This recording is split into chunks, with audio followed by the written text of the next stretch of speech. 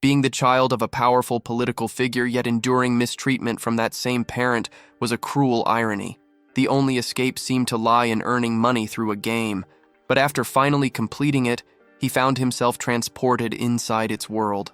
Now, he had to choose: remain under the control of the powerful, or align with the monsters and carve out a kingdom of his own. The story opened with the protagonist imagining what it would be like to win 10 billion won.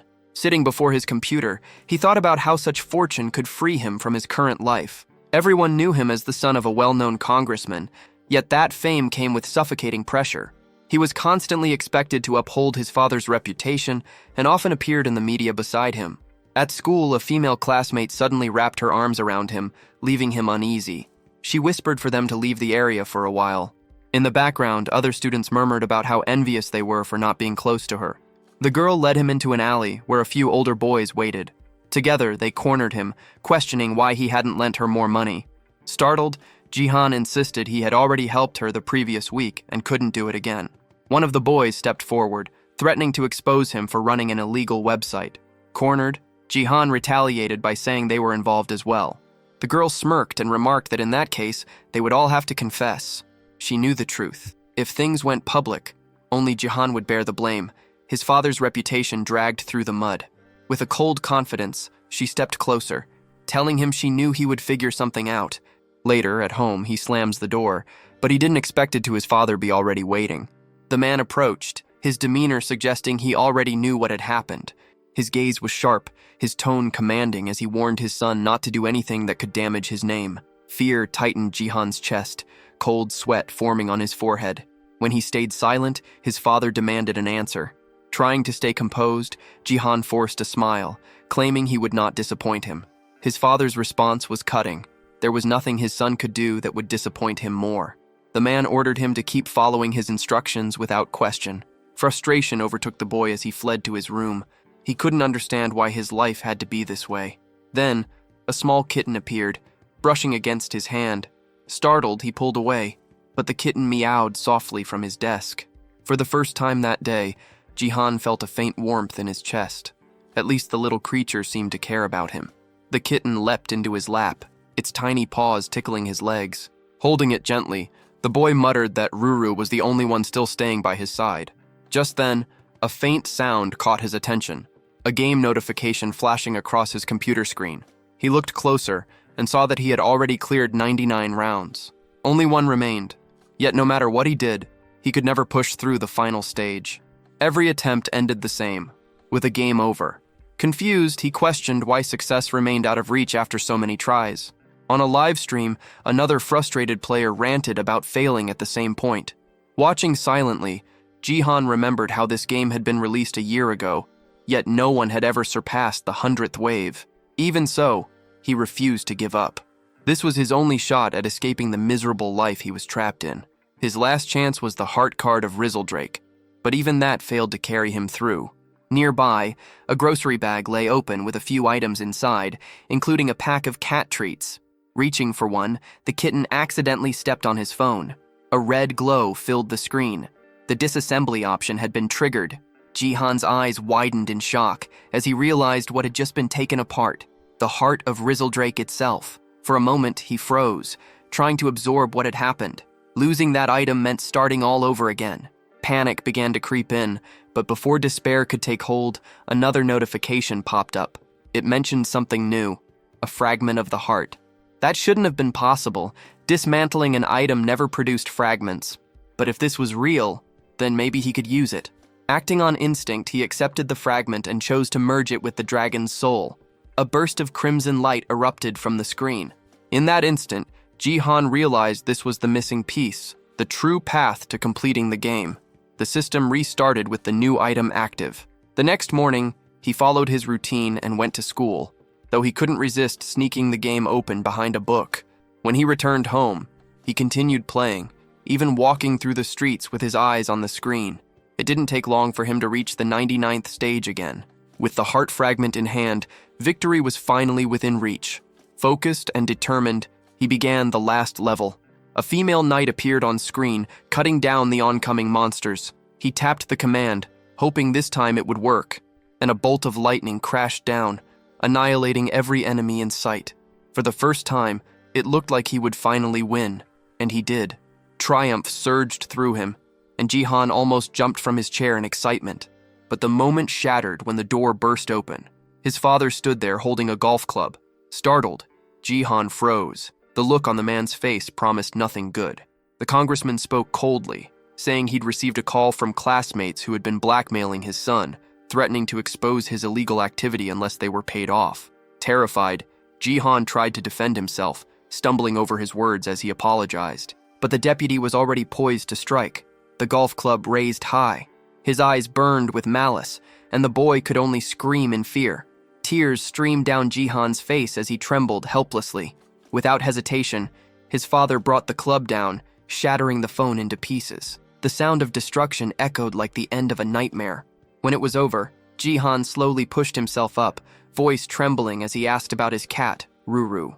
The response he received was cold, that he wouldn't be needing the animal anymore. That single statement ignited something inside him. His anger surged, fists clenched as he glared at the man who called himself his father. The deputy sneered, demanding to know why the boy wore that expression. Sweat trickled down Jihan's face as he demanded to know where his cat was.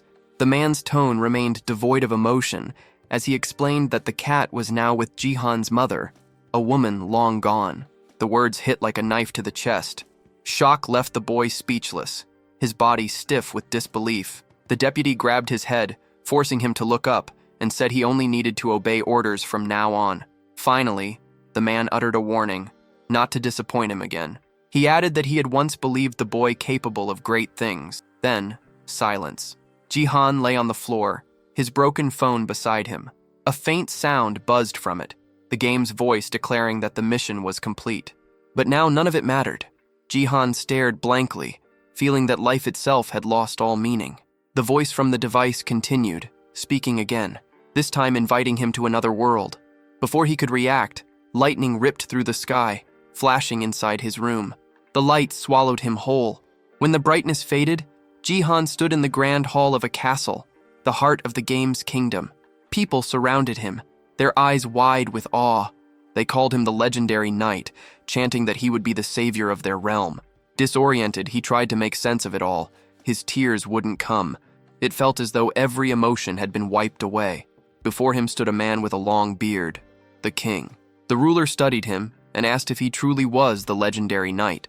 Then recognition hit. Jihan remembered that face, those words. They were identical to the game's dialogue.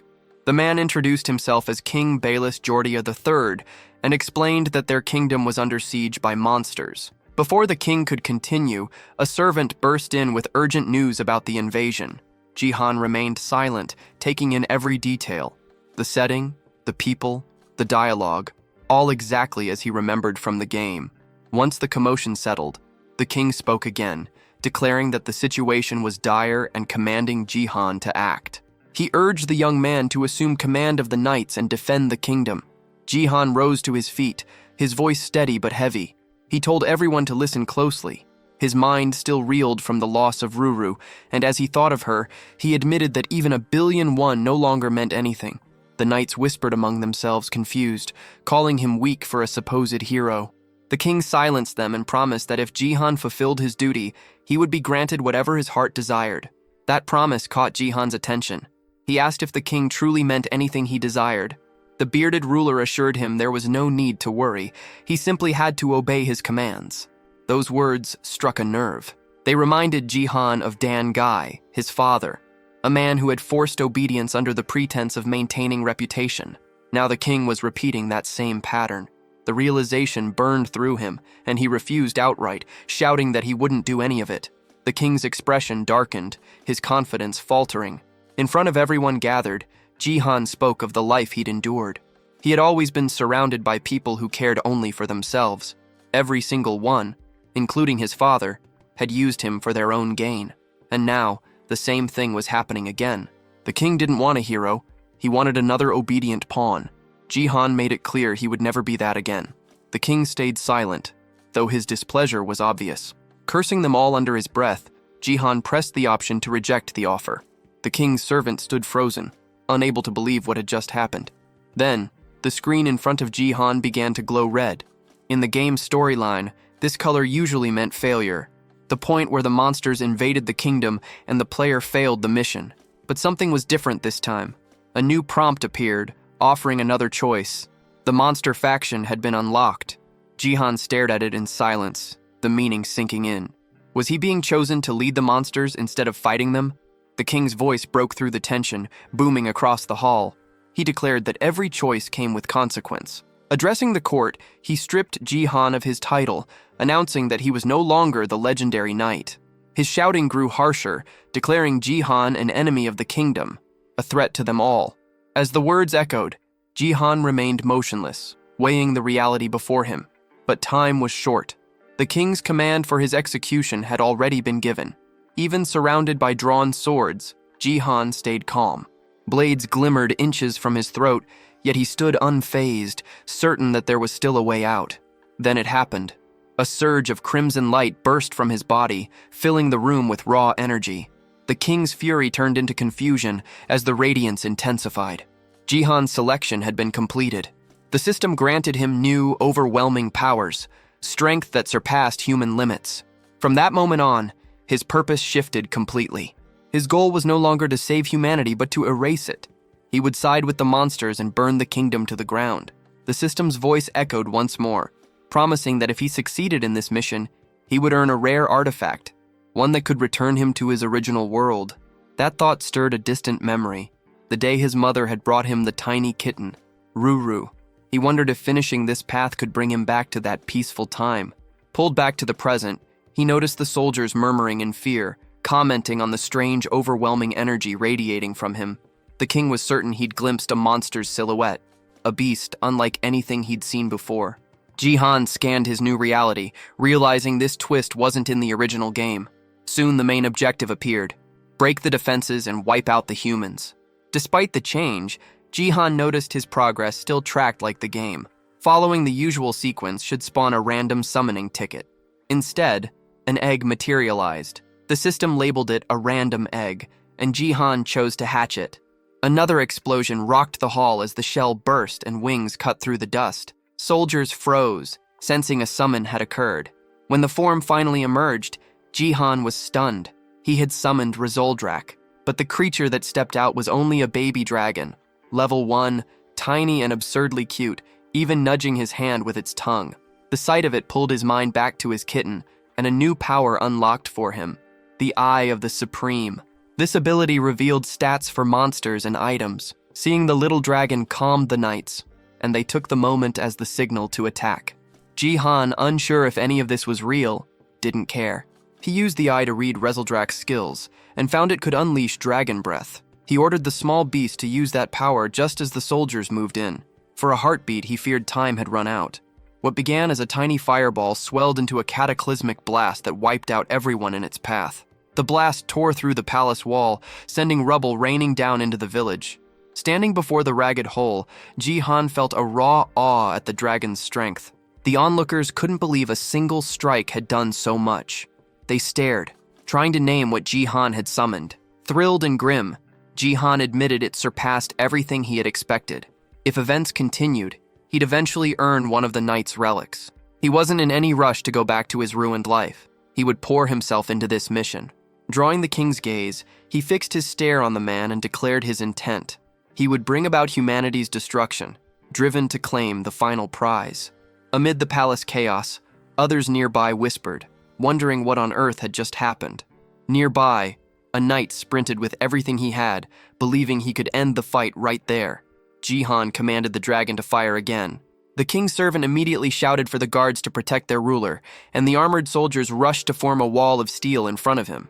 Jihan raised his hand, marking the target, while the small dragon began gathering power. His intention was clear: to wipe the king out completely. Meanwhile, the approaching knight closed the distance, while the others held their shield formation tight. Jihan waited patiently for his companion to finish charging its fire. Just as the energy was about to be released, the knight reached his king's side. Relief swept through the royal guards. There was no explosion, no devastation, only silence. The knight grinned, convinced the king was safe, but Jihan quickly realized something had gone wrong. The dragon's attack hadn't worked. Its breath hadn't built enough mana, and instead of a deadly blast, only a weak puff of fire came out, barely enough to scorch the ground, leaving behind a small cloud of smoke. Seeing this, Jihan decided the best move was to wait for the cooldown to end. But as night fell, a new threat stepped forward. He studied the man approaching, one of the elite knights, ranked S among the Zodiac Order, a towering, muscular warrior known as Ares. The remaining soldiers confirmed that the king was unharmed. That realization hit Jihan hard. The situation was turning against him. From afar, the king gave a cold command. Eliminate the enemy at once. Ares raised his staff, power radiating from it. Jihan braced himself beside his dragon, weighing his next move. He knew this knight's strength. It was nothing to take lightly. Without hesitation, Ares unleashed his skill, summoning a blazing wall of fire that roared toward Jihan. He understood instantly that escape was nearly impossible. The explosion ripped through the palace, tearing more sections apart. Even friendly knights were caught in the flames. But Jihan had managed to dive aside just in time. He remembered from the game that this attack only traveled in a straight line, easy enough to avoid if you knew what to expect. Watching the destruction, he realized the knight didn't care about his own comrades. Furious, Ares cursed the dodge and promised to burn a hole straight through Jihan's heart next time. Knowing that the attack needed time to recharge, Jihan saw his window of opportunity. He had to flee, but when he lifted his head, Ares was already closing in fast. Jihan's mind raced, searching for any possible move left. He couldn't have come all this way just to end it here. Then, another reward notification appeared. A mysterious chest materialized before him. Without hesitation, he accepted the item, yelling in frustration for it to open faster. Time was running out. As the knight swung his weapon down to strike, the blow landed squarely on the chest instead. A sudden force burst out, repelling him backward. Finally, Jihan caught sight of what the chest contained. A massive sword began to rise from within. Using the Eye of the Supreme, he identified it, a weapon with immense magic power that also boosted his stats. The readout showed it was an S-rank item. Shock mixed with grim realization. It seemed the system truly intended for him to annihilate the human side. The moment the sword touched the ground, the floor cracked beneath it. Jihan stared, disbelief taking over as the entire area began to split apart. The palace floor collapsed, sending debris crashing down as he was flung into open air. Falling from such a height, he thought bitterly that even the royal palace couldn't handle the weight of a divine weapon. The ground rushed closer, the wind roaring past his ears. This could have been his end. But then, his fall suddenly stopped. Something tugged at his clothes. He looked up and saw the small dragon struggling desperately to lift him. The creature flapped its wings with all its strength, keeping him aloft. From below, the people of the kingdom looked on in shock at the sight of someone soaring through the air. Jihan, still catching his breath, wondered why his mission had to begin in enemy territory of all places. At least here, the only one who could pose real danger was Ares. Even so, he knew that stronger knights would appear soon. His first goal had to be escape. Meanwhile, back at the ruined palace, Ares aimed his weapon at his own throat in frustration. He cursed himself for failing to finish the enemy, muttering that Jihan should have been swallowed by the sea by now. Just then, a messenger arrived. The king was calling for him. The knight knelt before his ruler, asking for punishment for allowing the criminal to flee. But the king ordered him to stop, reminding him that dusk was near. Ares froze, realizing what that meant. Nighttime was when the monsters grew stronger. The king then appointed him commander of the walls and sent him to the front lines. High above, Jihan drifted in the sky, recalling the early stages of the game.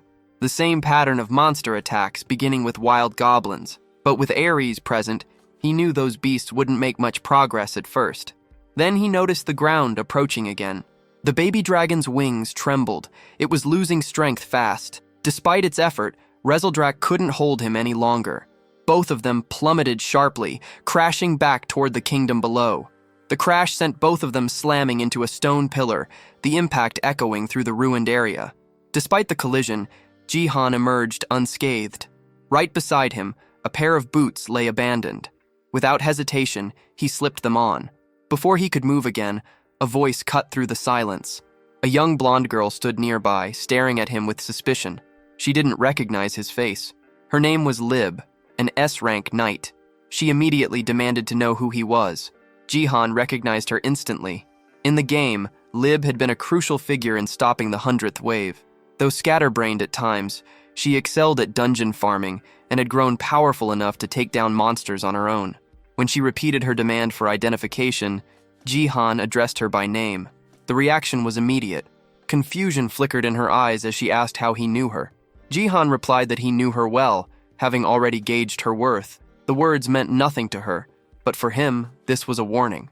She was now an enemy, and he would have to deal with her sooner or later. As night descended, chaos spread across the kingdom. Outside the city walls, the Doblins gathered, ready to storm the gates. The soldiers shouted orders, warning that the monsters were already within range. They readied their bows and unleashed volleys of arrows. Some of the creatures began scaling the walls, forcing the defenders to hurl stones down at them. The air filled with screams, clanging metal, and the deep roar of the invasion. One of the knights muttered that they couldn't hold out much longer. Another shouted that Dryce was on his way to reinforce them. Meanwhile, in another corner of the battlefield, Lib's interrogation continued.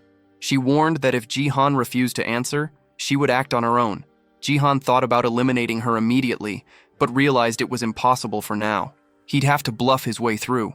He claimed to be an ordinary citizen from District 1, simply trying to assist in the defense. Before Lib could question further, his small dragon appeared beside him. The knight's eyes widened at the sight of the creature, her body tensing. It was, after all, a monster. Sweat formed on Jihan's forehead. Rezeldrak wasn't supposed to show up yet. The girl's suspicious look made it clear she was on edge, and he struggled to think of an excuse.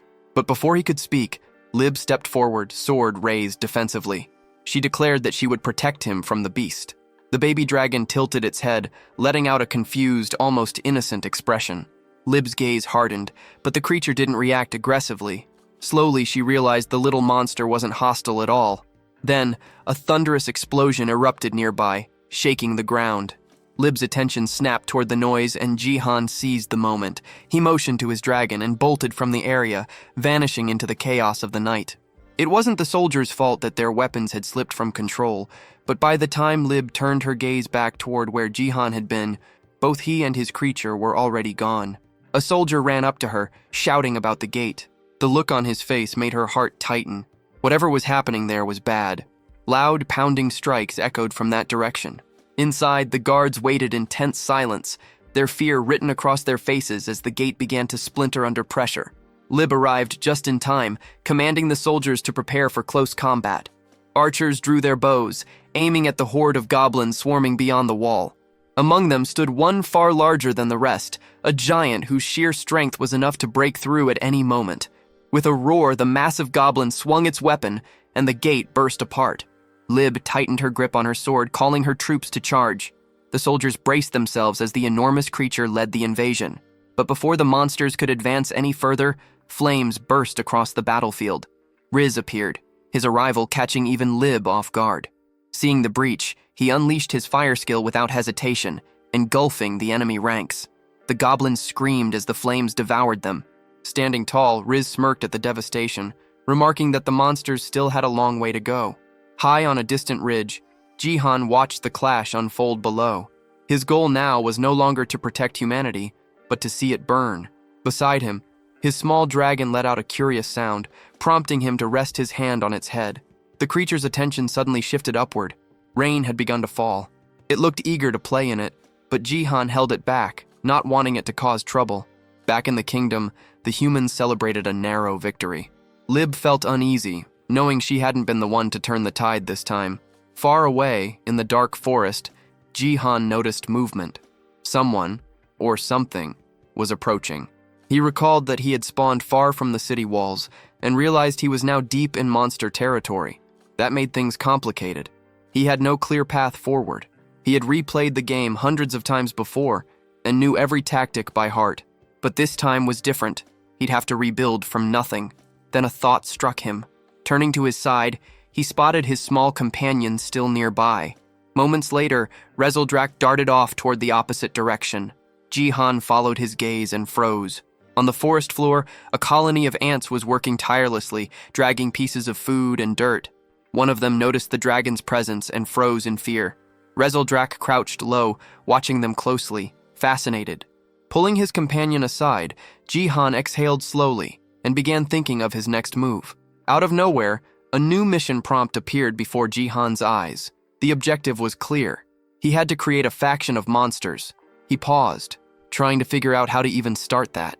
If he needed to recruit monsters like goblins, now would be the perfect moment, but there weren't any nearby. He wondered how he would even communicate with them if he found some. That was when something unusual moved in his peripheral vision. By the time he turned, it was already upon him. A sudden strike came fast. Someone was trying to kill him. The blade glinted inches from his neck, and a figure stood right in front of him. His eyes widened in confusion. Claws grazed his skin. When he focused on his attacker, recognition struck. The figure was a young girl, a beastkin, a hybrid between human and animal.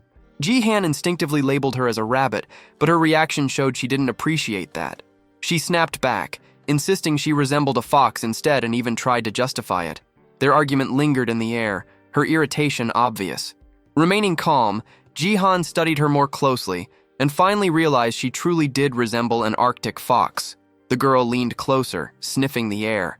Then she began circling him, her nose brushing against his clothes as she took in his scent. Her tone shifted. She admitted that while he looked human, his scent was undeniably that of a monster. That revelation startled Jihan. Moments later, 2 new notifications appeared. The first granted him the ability to communicate with other beings. The second gave him natural charisma, increasing how positively others perceived him. With that, Jihan understood why he was able to converse with her so easily. Still, the girl didn't seem entirely at ease. Her questions came rapid and suspicious. Who was he really? Jihan felt uneasy, wondering if the attraction skill wasn't working as intended. Then a sudden movement interrupted everything. A rope shot across his face, snapping past him and catching someone nearby. The sound of impact was followed by a cry of pain. 3 men emerged from the shadows, cheering as they realized they'd captured their target. Jihan froze, realizing how far things had spiraled. Judging from their words, he understood that he had been outside the human kingdom for almost a year. The fox girl, snarling, turned toward him with fury. She accused him of being human and of luring her into a trap. Her anger burned through every word as she shouted that she wouldn't fall for it. Wincing in pain, she demanded to know why they never stopped hunting her. Jihan quickly understood. There had been a misunderstanding from the start.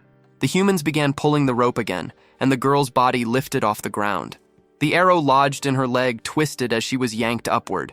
The largest man in the group braced himself, pulling hard on the line, but the girl seized the chance to retaliate, preparing to strike back with all her strength. Jihan stayed back and watched, waiting to see how things would unfold.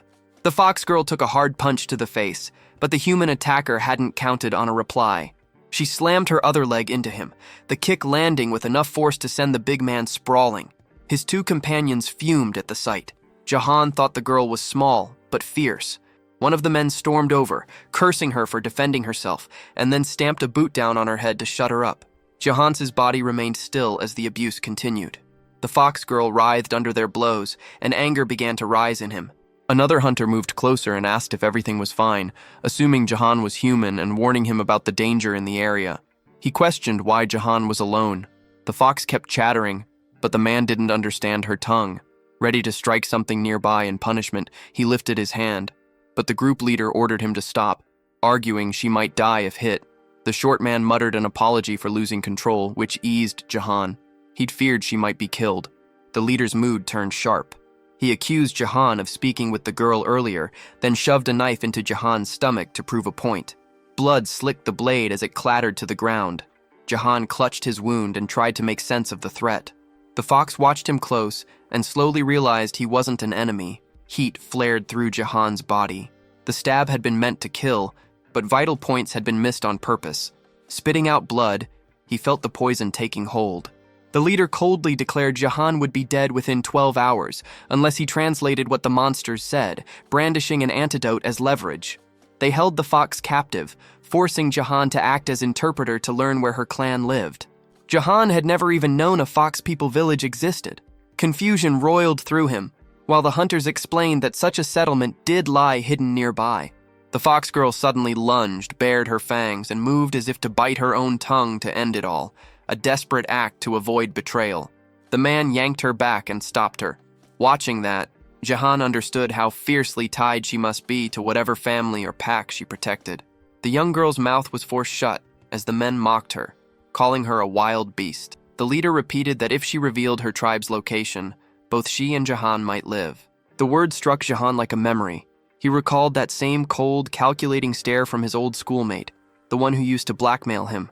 Back then, he had lived under constant fear, always following orders, always being used. To everyone else, he was nothing but a tool to exploit.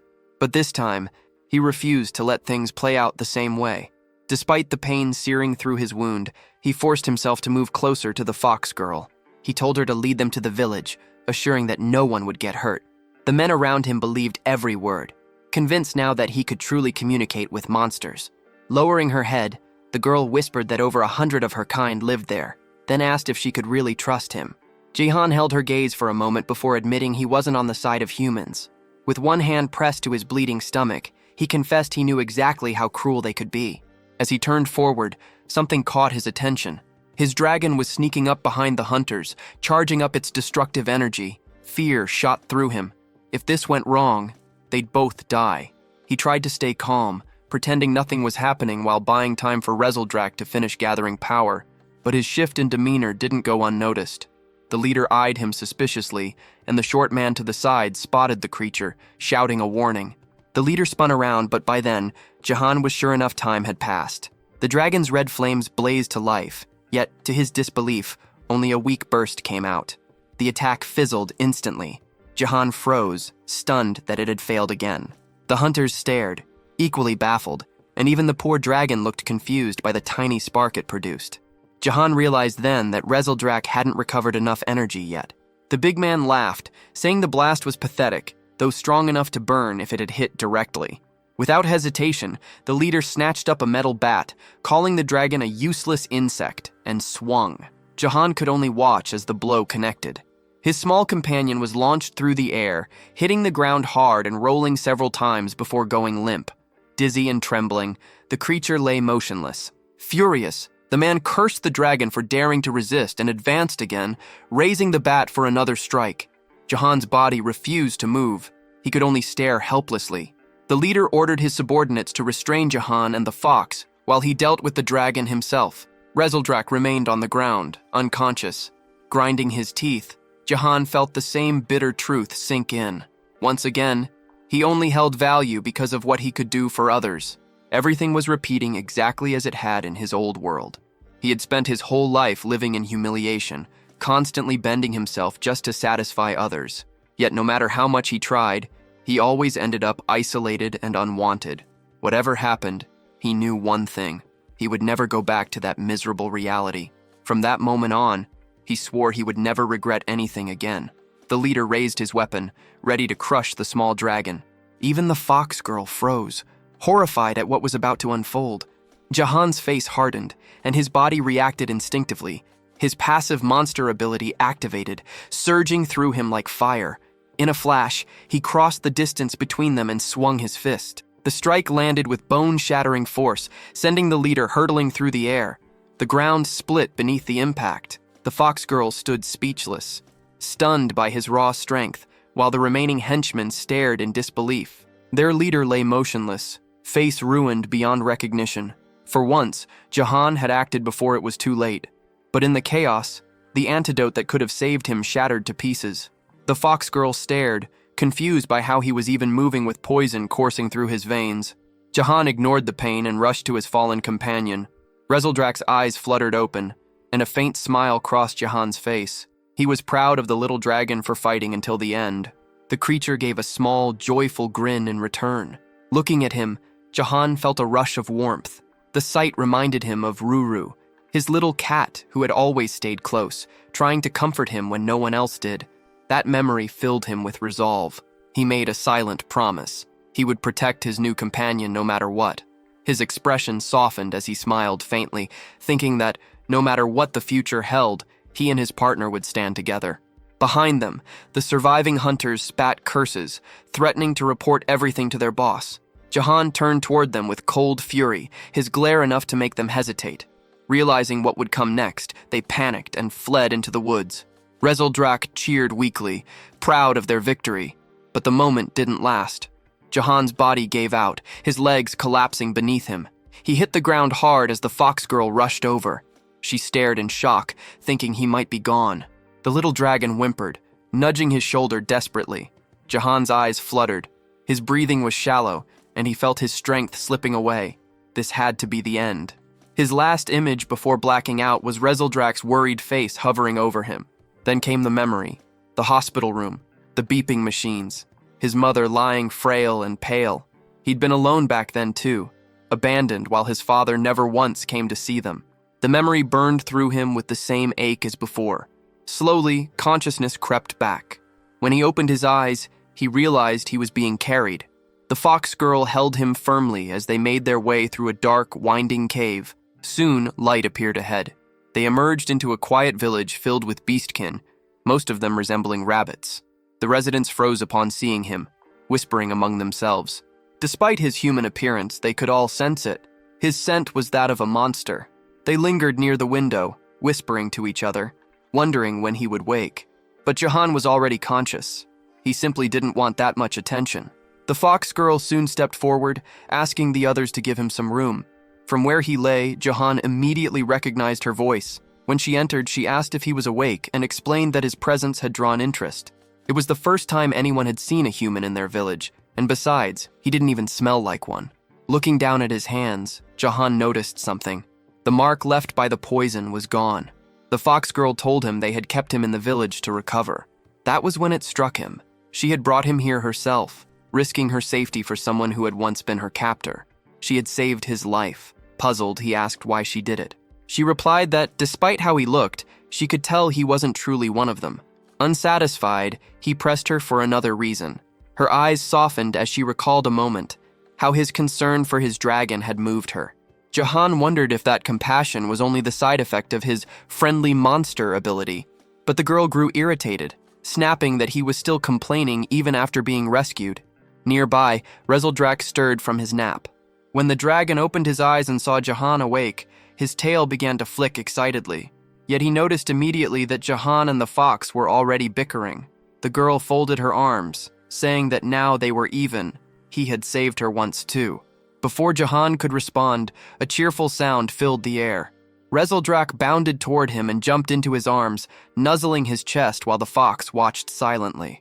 She broke the moment, saying they should at least know each other's names. But before she could speak, another villager appeared, announcing that the chief wanted to see them. They set off together, and as they walked, Jahan couldn't help but marvel at what he saw.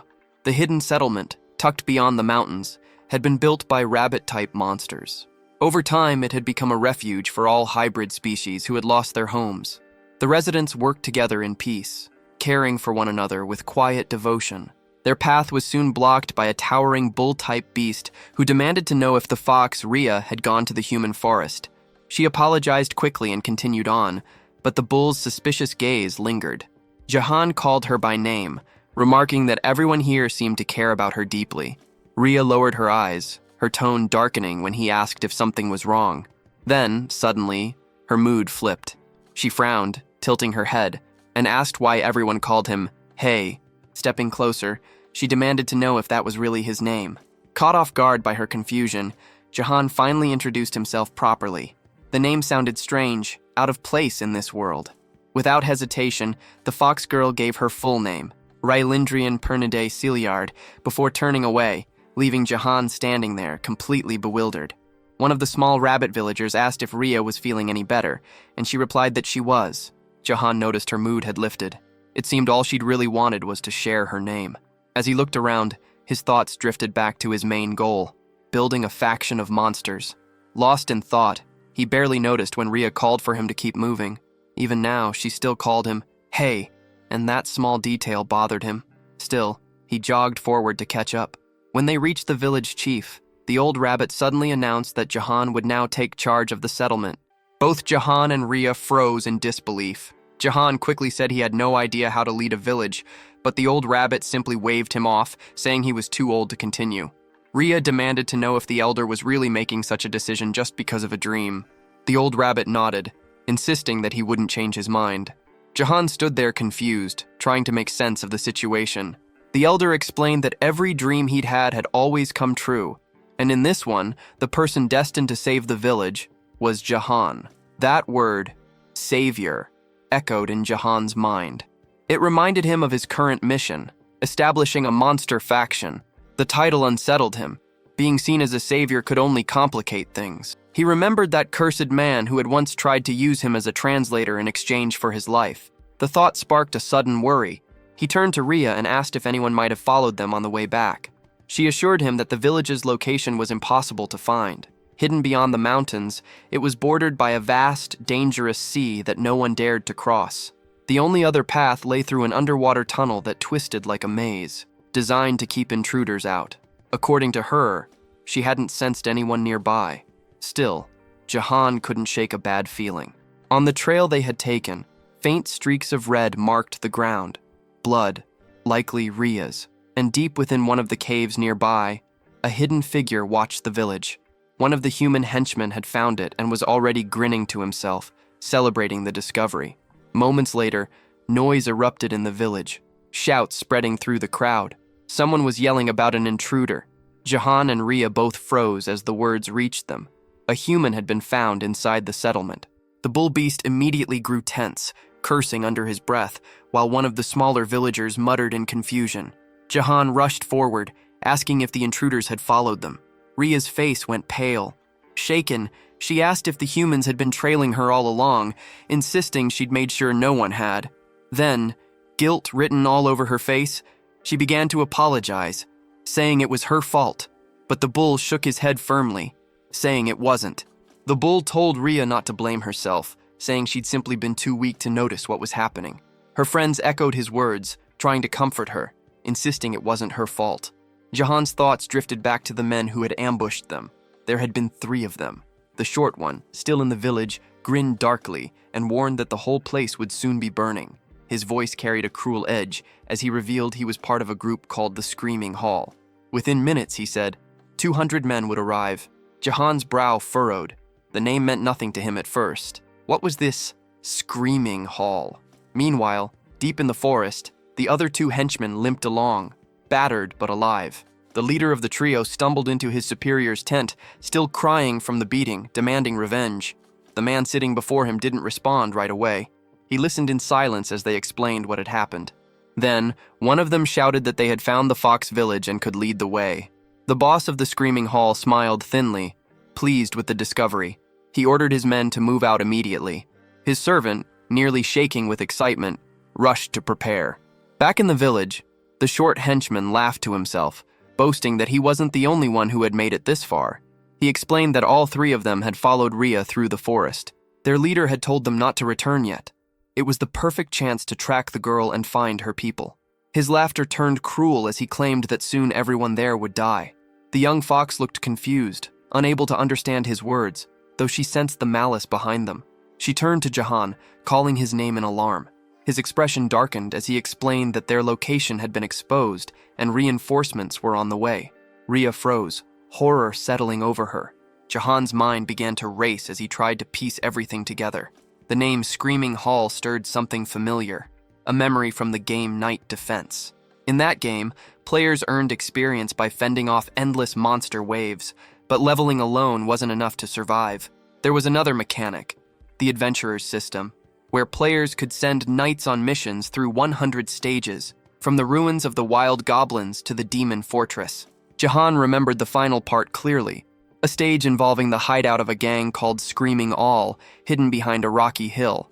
The story attached to that stage matched exactly what he was hearing now. Yet his anxiety grew.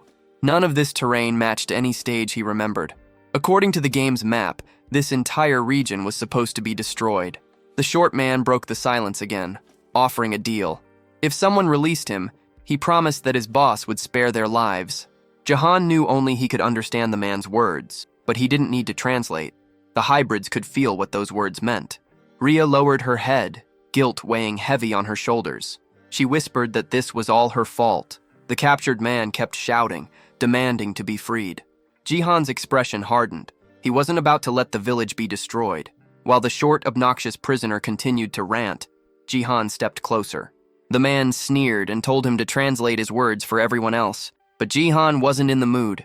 His fist tightened, and with one swift motion, he drove it straight into the man's face.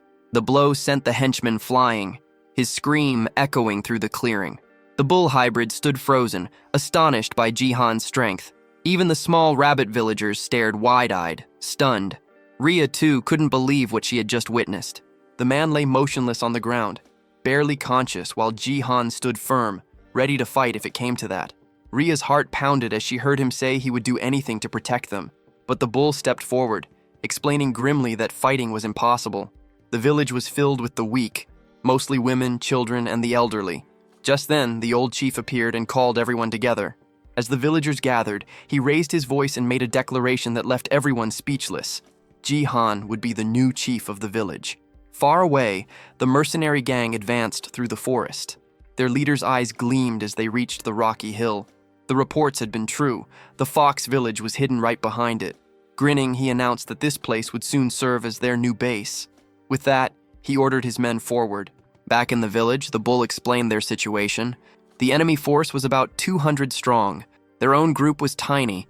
Only a few bull warriors, 2 young deer, 5 sheep hybrids, and 1 fox girl. Including the rabbits, their total barely reached 112. He asked Jihan if they stood any chance. Jihan replied bluntly that the enemy's strength was nearly double theirs. But then a thought struck him. Numbers weren't everything. He remembered how Rhea had fought those men on her own, and realized that if she could handle 3 by herself, others might not be as helpless as they seemed. Even if the villagers lacked combat experience, hybrids were known to grow stronger when transforming into their animal forms. If everyone had even a fraction of Rhea's strength, there was hope. He turned to the bull and asked how powerful she truly was. The hybrid scratched his chin, watching the fox play with the small dragon nearby, then admitted she was easily the strongest in the village. The statement left Jihan silent.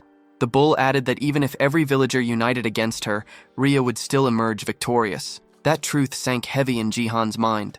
Knowing this, he realized he had to act fast. His head dropped slightly as he weighed the consequences. Compared to her, the rest of the villagers were practically defenseless. As they discussed their next move, the young fox mentioned that there was still time before the humans arrived. Jihan frowned, not understanding how she could be so sure. She pointed to the short prisoner, explaining that she had asked him directly. Jihan recalled that one of the henchmen had said their boss was searching for something he had lost. He turned to Rhea, asking if she had any idea what that might be. The girl shook her head and said their village was nothing more than a small refuge for displaced creatures. Hearing that, Jihan guessed the enemy might be using that as a convenient excuse for invasion. Before he could think further, the bull hybrid Tor called out that everyone had gathered. It was time for Jihan to present a plan. He knew that to stand a chance against superior numbers, individual stats would have to compensate for their lack of manpower. The strongest fighter among them was the fox girl. He'd confirmed that much. If she could handle 3 opponents at once, their odds might improve, but even then, he wasn't certain. He began to wonder if raw power depended on species, and thought how useful it would be if he could see everyone's stats. Then it hit him, the demon eye ability. Maybe it could analyze what he needed. In the game, he had triggered it by opening the status screen, so he attempted the same, but nothing happened. He frowned, frustration tightening his chest. Nothing appeared, and the silence around him only made it worse. A moment later, however, a faint red glow flickered before his eyes. An inventory window. It was empty. Still, one detail stood out. Its title wasn't the same as when he had played on the kingdom's side. That difference reminded him of something bitter. Back in the kingdom, he had obtained that incredibly powerful sword, the one strong enough to destroy the entire palace. Now he felt a stab of regret for having left it behind. Since the inventory window had appeared, he couldn't understand why the status screen refused to open. He went through his abilities in his mind. 4 passives. The demon eye that revealed information, the power to communicate with both humans and monsters, the charisma that attracted others to him, and finally, his monstrous physical strength that surpassed human limits. Annoyed, he muttered that he needed to make a decision soon. The fox tried to steady herself, saying she would follow his lead, her voice tinged with guilt. She blamed herself for the crisis and insisted she had to protect the village. Jihan could tell the weight of that guilt was crushing her, and time was slipping away fast. Then suddenly his right eye burned with light. A crimson gleam flooded his vision. When he looked at the fox, lines of information flickered faintly across her face. Focusing, he realized he could lock onto a target. The realization hit him immediately. The ability worked through intent. It activated whenever he looked at someone and consciously decided what he wanted to examine. The red glow sharpened in Jihan's eye, and a set of numbers and letters appeared before him. He saw his own classification, rank B. A small surge of excitement hit him. That ranking matched an average knight's level in the game. Shifting his focus, he turned his attention toward Rhea. Her stats appeared clearly, and one thing stood out. Her attack power far exceeded the rest. While she continued speaking beside him, Jihan wasn't paying attention. His mind was locked on the glowing skill window. A small heart icon caught his eye, and he wondered what it represented. Instinctively, he reached out to touch it. Only when Rhea flinched did he realize what he'd done. His finger had poked her nose. Trying to brush it off, he muttered that it hadn't been intentional. But the fox girl's face flushed with anger, and in the next second she lunged at him, claws out. After the brief scuffle, Jihan called for Tor, asking him to gather everyone in the village. A thin scratch now marked his cheek, but he assured them it was nothing serious. Soon, the villagers assembled just as he requested. He needed them all in one place to analyze their stats. The process was long and exhausting, each scan draining his focus. When it was finally over, he exhaled in relief. The results confirmed what he had suspected. He could now tell who was strong and who wasn't. Even as a hatchling, Rezeldrak was still the most powerful among them. His attacks carried immense destructive force, though they drained all his mana in one burst. With that limitation, Jihan knew the dragon wouldn't be able to fight this time. That left only Rhea, a rank B, and Tor, who was rank C. The rest of the villagers fell into lower tiers, the weakest of all. Even without seeing the enemy levels, Jihan could guess the approaching mercenaries averaged around rank C. The realization tightened his chest. They were outmatched in every way, fewer in number, lacking proper skills and equipment. Under these conditions, defending the village would be impossible, but this wasn't a game anymore. The rules were different here. He looked around the settlement and began thinking. If he couldn't rely on stats, he could rely on the environment, create variables that wouldn't exist in a game. His mind raced with possibilities. Calling Rhea and Tor over, he told them they needed to plan a new strategy.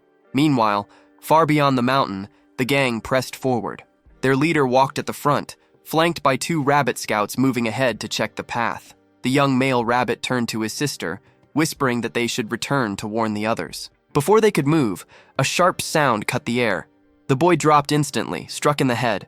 The girl froze, horrified, staring at her brother's body lying motionless on the ground. The one who had struck him was the screaming hall leader himself. A cruel grin spread across the man's face as he stepped past the corpse, leaving the girl trembling. Tears welled in her eyes before she shut them tight and bolted, shifting into her rabbit form as she fled through the forest. One of the henchmen asked if they should chase her, but the leader waved him off with a smirk. His voice was low and venomous as he said there was no need. He was already spreading the infection. The village was in motion, every hybrid working together to put the plan into action. Tension filled the air as they prepared for what was coming. Then, through the misty entrance, the little rabbit who had escaped earlier came running, her eyes wide with panic. Jihan immediately noticed she was alone.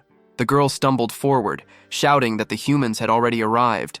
Even Tor, the bull, froze at her words. Rhea stepped forward, confused, asking why the rabbit's fur was soaked in red liquid, but the girl was too terrified to explain clearly. She kept repeating the same thing. The humans were already here. Despite the panic spreading around him, Jihan stayed composed. He was the first line of defense for the monster faction, and he was ready. Gritting his teeth, he swore he wouldn't let the village fall. Far from the village, the mercenary gang finally reached the cave entrance. Their leader asked if this was truly the fox's den, and his men confirmed it. Confident, they pushed forward, determined to finish everything before sunset. Back in the village, Rhea's ears twitched. Her heightened senses caught something. The humans were getting closer. She turned toward Jihan, asking if he was sure the plan would work. The gang kept moving deeper, following the mapped route. The leader estimated they would reach the village within 30 minutes. The air felt still, almost too quiet, and he muttered that the silence meant they were being watched. One of his hairy subordinates grinned, promising to take revenge for the humiliation they'd suffered before. Then a sound broke the stillness, a faint creak beneath their boots. The ground began to tremble.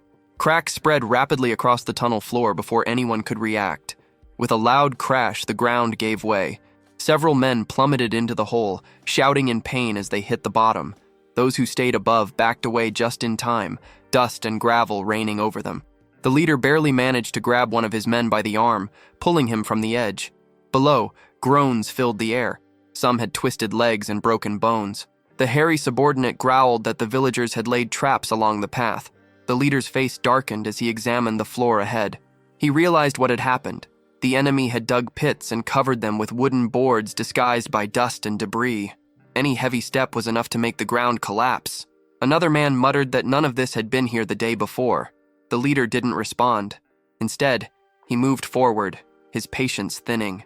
As his men followed, he cursed under his breath, their confusion growing as they watched him pick up a large rock with ease. Without warning, he hurled it ahead. The stone slammed into the ground and instantly broke through it. Another pit trap. The leader smirked. He explained that the tunnel was originally solid rock, which made it easy to tell where traps had been dug. Any section filled with loose dirt or gravel would collapse. Following his lead, his men began to spot the differences. The rocky patches were safe, while the dusty ones were not. Feeling satisfied, the leader declared that humans like them wouldn't fall for such simple tricks again. He ordered a few of his men to stay behind and pull the injured out of the hole. Meanwhile, inside the village, Ria's sharp ears caught faint echoes, the sound of the enemy realizing their traps had been discovered. Jihan grinned. Everything was unfolding exactly as planned. He had counted on the enemy discovering the traps. Digging through the rock would slow them down for hours, and even if it only worked once, it was enough. In truth, there were only 2 real traps. The rest were fake, just decoys to waste their time. That was the point, to stall them for as long as possible. Deeper inside the tunnel, the gang pressed forward. Some of the men moved cautiously now, terrified of another pitfall. As they advanced, one of the subordinates warned that a crossroads was up ahead. When the leader saw it, he frowned. There weren't 2 paths like before. There were 3. The long-haired man muttered that he didn't remember a split like this, swearing that it hadn't been there earlier.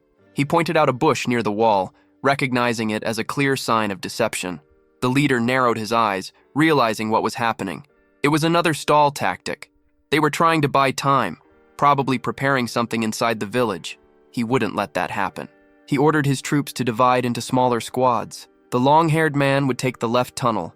The large brute would lead the middle route. The leader himself would go right. The left group advanced first, only to hit a dead end where the tunnel had collapsed. Meanwhile, the middle group spotted faint light ahead and assumed it was the exit. Their commander signaled everyone to get ready for a fight.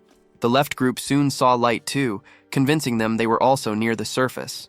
Believing he had chosen the correct path, the leader ordered that no hybrid should be left alive. The group surged forward without hesitation. But on the right-hand path, the one the leader took, things were different. His squad emerged not into the village, but into the middle of the forest. He realized immediately that he had been misled again. Back at the true exit, the middle group broke through into the village perimeter. Their commander barked an order to hold position and sent one of the men back to alert the boss. The runner turned, only to find a strange sight. One of their own was tied to a tree, gagged and struggling. The bound man's eyes darted wildly. Sweat poured down his face as muffled cries escaped the cloth in his mouth. He tried to ask for the boss, but before anyone could react, he noticed something. They were surrounded. The messenger spun around and bolted back toward the crossroads. He had to warn the leader. But before he could reach the tunnel bend, the air erupted with a deafening blast. A wave of smoke burst through the cave, throwing several men against the stone walls. The explosion had come from above. The fox girl and Jihan had triggered it perfectly. Everything was proceeding exactly according to plan. The traps had done their job. Every second they bought mattered. The enemy's forces were now scattered and divided across the tunnels. After hearing what happened to the earlier group, the short man grew uneasy, his confidence fading fast. Suddenly, the large brute turned his head, catching movement from the shadows. All around them, the villagers were waiting, hidden and ready to strike. Jihan stepped out beside Ria, emerging from the darkness. Taking charge, he signaled the villagers to move. From a high ledge overlooking the battlefield, he watched with satisfaction as the plan unfolded perfectly. The opposing commander barked orders for his own men to counterattack. Both sides now stood face to face, the air tense, seconds away from erupting into chaos. The mercenary leader hefted his massive hammer, preparing to crush anyone who got in his way. Jihan raised his voice, giving a single command. It was time for the hybrids to transform. In an instant, smoke burst across the area, swallowing everything. The human soldiers staggered, confused, wondering if the villagers had vanished. But it was all part of the plan. Jihan had learned earlier that when the beast folk transformed, their bodies released a dense mist. He'd turned that natural trait into a battle tactic. Hidden in the haze, no one could tell where the next strike would come from. From within the cloud, Tor the bull emerged first, gripping a massive stone above his head. He charged forward with brute force. Further out, human soldiers called out in panic, unsure what was happening. The smaller rabbit fighters seized the moment.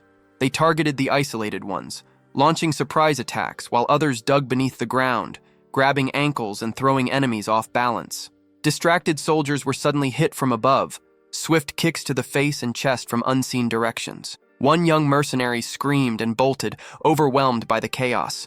Elsewhere, 3 men tried to subdue a sheep hybrid, only to find their blows passing through empty air. Their target moved too fast, slipping between strikes like smoke. In another section, shouts erupted as several humans clutched their heads, scalded by streams of hot liquid. Above them hovered little Rizoldrak, spitting bursts of fiery breath with the last of his strength. So far, Jihan and Ria hadn't needed to join the fray. The battle was flowing exactly as planned. Still, he stayed alert, watching every shift in the fight. Nearby, the short man regrouped with 2 of his allies, weapons drawn. They aimed at the rabbits tunneling through the soil, hoping to catch them off guard. Seeing the danger, Jihan called for Ria. The fox girl darted forward, a blur of motion. Even Jihan, who had seen her fight before, was stunned by her speed. She reached the group in mere seconds, but the short man behind them was already readying his crossbow. He fired. The arrow cut through the air, heading straight for Ria. She saw it a heartbeat before impact, and to everyone's disbelief, twisted her body just enough to dodge it. Ria shifted her stance, her body flowing with sharp precision as she readied her next move. Without hesitation, she launched forward, her legs slicing through the air and connecting hard with a man's face. He smirked, thinking he'd managed to block her blow, but her speed was beyond what he could follow. Before he could recover, she swept low, spinning from the ground and striking again. This time, her kick landed clean, sending him crashing backward. Without stopping, Ria pivoted toward the next opponent and drove her heel into his jaw, knocking him flat. The last one, the short man, cursed under his breath, demanding to know what she was doing. They squared off, eyes locked. Then, in a flash, she struck again. Her leg snapped upward and came down with crushing force, slamming his head into the dirt. Groaning, the man clutched his bruised face while the fox girl stood tall. In mere moments, she had taken all 3 down. Her cold glare swept over them, daring any to underestimate her again. Across the battlefield, the large brute took in the scene. His men were losing, badly. Rage twisted his features as veins bulged along his arms. With a guttural growl, he triggered his ability. His muscles swelled, doubling in size as raw power coursed through him. Jihan, watching from afar, recognized the transformation immediately. Only C-rank knights, or stronger, could wield active abilities like that. A burst of power that enhanced their physical strength.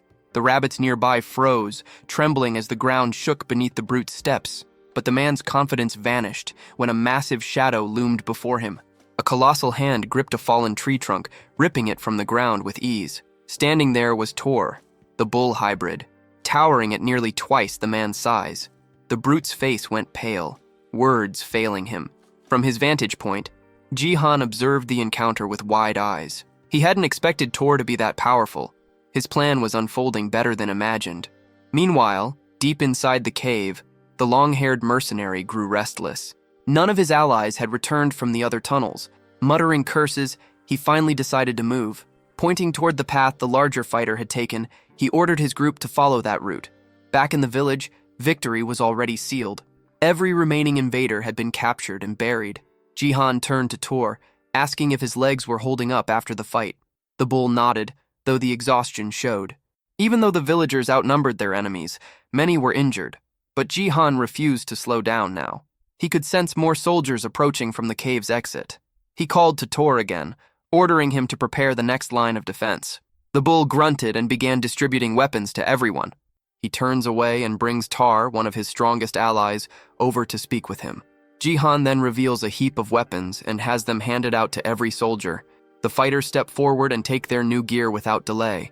At this stage, every ally is armed and ready to fight. Once he confirms that preparations are complete, Jihan triggers his special skill, known as the Eye of the Ruler. Through this power, he clearly sees that the attack strength of the group has nearly doubled.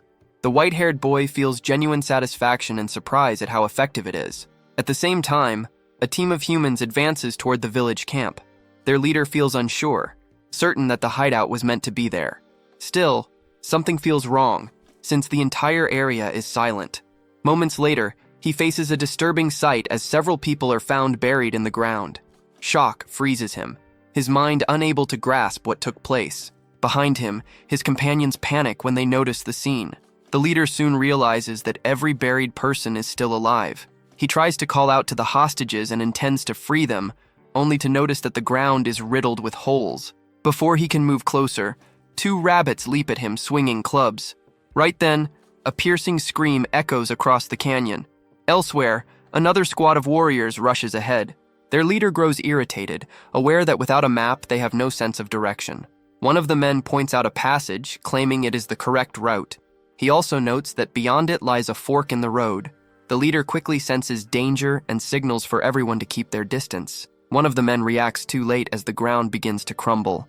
As the floor trembles, a warrior loses footing and falls. Yet the mechanism fails to activate fully, leaving the entire group baffled. Confusion spreads as one man questions why the trap did not work. Without hesitation, the leader tightens his grip on his spear and takes action. Using force, he strikes the ground to test it. To his surprise, the surface is solid stone, raising doubts in his mind. With a bitter laugh, he realizes that only the cave entrance was rigged. The realization angers him, knowing he had been led around on purpose. A cruel grin forms as he swears to destroy every enemy he finds. Moments later, one of his men rushes in, exhausted and barely able to speak. The report comes that the passage through the central tunnel has finally been located. The leader's expression hardens as he absorbs the information. Back in the village, word spreads that all captures have been completed successfully. Jihan acknowledges his allies' efforts and approves of how the prisoners were secured. The white-haired boy then explains that at the fork, a wall can be broken down. By doing this, a hidden route was opened that connected back to the entrance. This strategy ensured the group gained enough time to fully prepare for the coming battle. Jihan understands that lasting a bit longer is all it takes to secure victory. Even so, one of the captives buried in the ground starts to mock him. The man claims everything will end once their older brother finally shows up. He goes on to expose that their true leader is Scream Spike, someone far stronger than the rest. Without warning, a girl steps in and kicks the captive in the face, cutting him off. She quickly reports to Jihan that she counted 60 enemies, with only 5 still able to fight on their side. Jihan works it out in his head, judging that the remaining bandits, including their leader, number around 60. He knows his group is at a clear disadvantage, having already fought twice and grown tired. Still, those battles gave them real experience. Because of that, everyone is tougher and mentally ready for what comes next. The white-haired boy shows confidence, aware that they have grown stronger.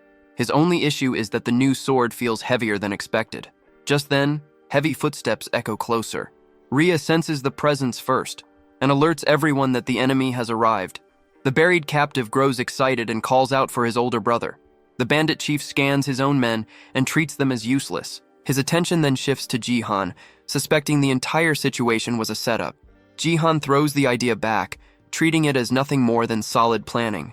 The bandit leader smiles, noting how bold the boy has become.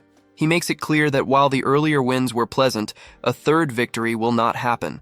Jihan shows no concern and moves to put forward terms. The bandit leader immediately rejects the idea, insisting this is not negotiation, but coercion. Jihan raises his blade toward the man's brother and signals for all weapons to be dropped. He makes it clear that refusal will end in his brother's death. The bandit leader does not reply, his face stiff and unreadable. The captured man cries out in fear as Jihan recognizes how cruel the move is. Still, he knows this is not a moment for honor and questions whether the enemy will comply. Against all expectations, the bandit chief releases his spear, letting it hit the ground. Instead of surrendering, he begins chanting, activating a strange power. Jihan is caught off guard, having never expected this response. A purple glow spreads over the bandits, and the skill name Scream Spike becomes clear. Jihan quickly understands that it is a wide-range buff that raises the strength of allies. Even without numbers, his companions immediately feel the surge in enemy power. The shift is extreme, and Jihan realizes just how much their combat ability has jumped. The bandit leader roars for a full assault. The clash begins at once, and the empowered bandits start to control the field. During the chaos, one of Jihan's allies is forced to fight someone far bigger. The enemy strikes hard and wounds one of the small rabbits during the exchange. Watching this, another rabbit snaps and smashes the attacker with a club. Though hurt, the enemy grips his arm, glaring at the two rabbits standing before him. Another bandit, eyes glowing, mocks them, questioning if they are ready to give up. The two rabbits shake in fear, overwhelmed by the pressure. The opponent suddenly grabs one of them and laughs cruelly, clearly enjoying the moment. Tar suddenly enters the battlefield and swings his massive hammer, sending one of the bandits flying through the air. At the sight of the giant, the enemies quickly throw ropes, aiming to restrain Jihan's ally. The ropes coil around Tar's body and weapon, nearly locking him in place. Several opponents pull together with all their strength, trying to drag him down. The Minotaur struggles to hold his ground, but the combined force eventually pulls him to the floor. With the giant pinned, the bandits move in, ready to deal a killing strike. They close in around Tar and urge everyone to strike the giant at once. Right then, flaming sheep are hurled into the crowd of bandits. At the same time, small creatures are launched as makeshift weapons toward the archers. Jihan quickly understands that despite better gear and hard-earned experience, his side is losing control of the fight. Concern takes over as the white-haired boy searches the field for Rhea. Elsewhere, Rhea narrowly avoids a strike and counters by kicking an enemy's arm. She lands, only to find herself surrounded by several bandits laughing at her. Her breathing grows heavy, exhaustion clear as her enemies watch closely. With her face tight from fatigue, she bites her lip and braces herself for what might come. From a distance, Jihan sees that his ally has reached her limit. One of the bunny girls is struck as well, crashing to the ground and suffering severe injury. Jihan pushes himself up, realizing that if this continues, defeat is certain. With steady resolve, he decides the only way forward is to take down the enemy leader. Locked onto that goal, he spots the bandit boss shouting commands across the field. Nearby, one of the bandits moves in to finish Tar, but Jihan closes the distance. Seeing this, the white-haired boy calls out to his giant ally, who meets his gaze. In that instant, Jihan recalls a talk from before the battle. In that memory, he asks Tar to hold back his final form until receiving a sign. Returning to the present, the giant understands his master's intent and readies himself. One of the enemies yells in anger, urging his men to end the giant on the ground. Several henchmen lift their weapons together, preparing to strike. Jihan then gives the signal, shouting for Tar to unleash his power. The Minotaur rises as energy surges around him, boosting his defense and vitality by half. With his ally transformed, Jihan lets out a cry, and the two charge side by side. The white-haired boy knows they have only 3 minutes before the plan moves to its next stage. Their target is clear, and the bandit leader must be captured within that window. The enemy chief, however, shows no fear, and stands with a mocking grin. In answer, the giant roars, gathering strength for a decisive strike. With rage burning in his eyes, he lashes out using the whip fixed to his arm. The impact sends one henchman flying while screaming in pain. Still, the bandit leader calmly grabs the rope and orders the giant to stop. Ignoring him, the Minotaur leaps forward, fist raised to crush his foe. The enemy dodges swiftly, and the punch slams into the ground, kicking up dust.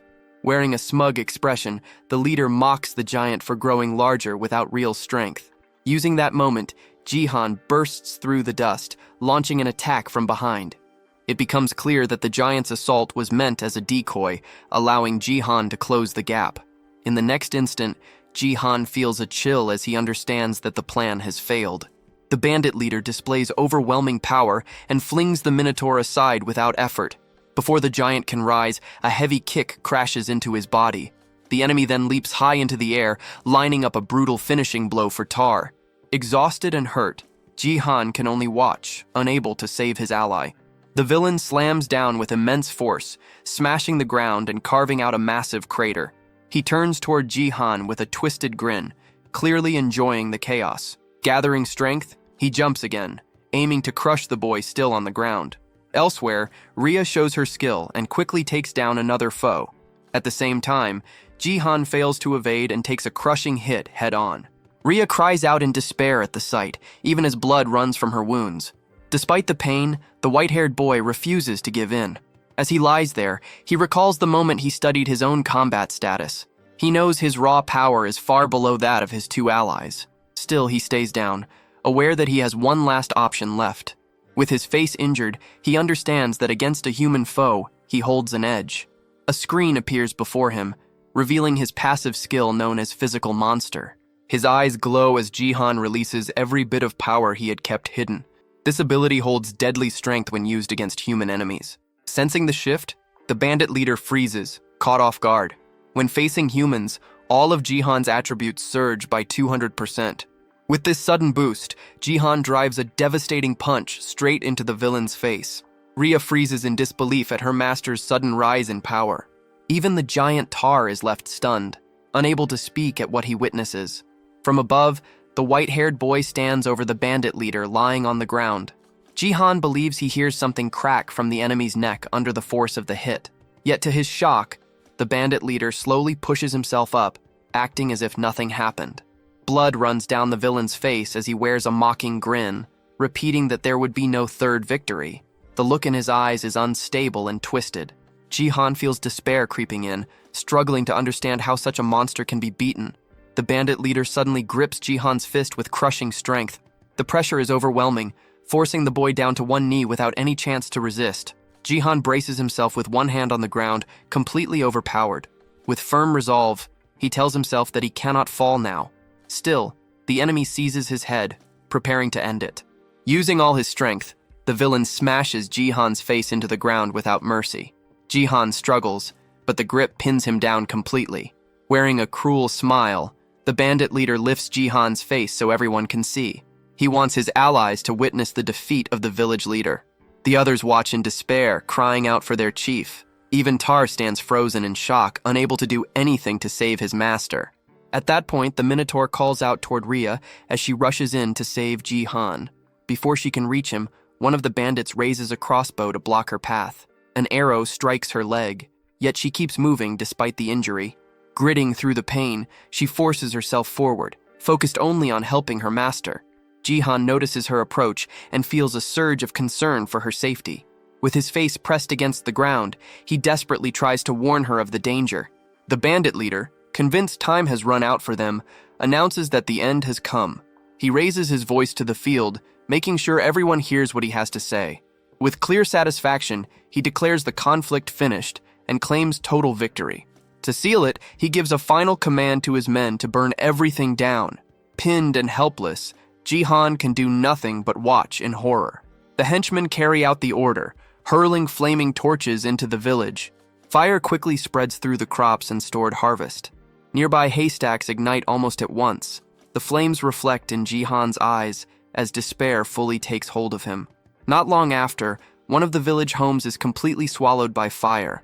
A bunny girl cries out in panic as the blaze spreads unchecked. With chaos everywhere, the villagers start fleeing to escape the flames. The bandits enjoy the destruction, tossing more torches without restraint. Two residents stand frozen, watching the fire with no hope left. The villain makes it clear that war was never as simple as Jihan believed. He reinforces the truth that the losing side always loses everything. Elsewhere, several bandits mockingly bind a child from the Tar race. The giant is forced to watch as friends and family are taken one by one. Amid the disorder, a rabbit girl tries to help a friend injured earlier in the fight.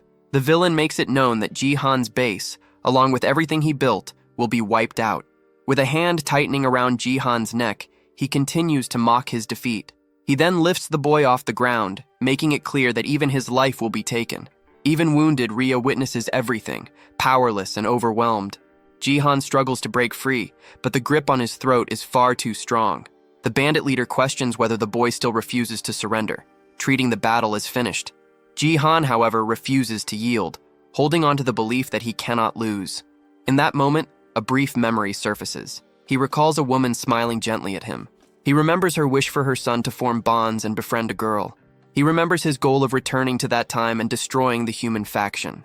Driven by that memory, He forces out his resolve, declaring that he will not stop until his ultimate goal is reached. With everything he has left, the white-haired boy unleashes his determination, refusing to give up.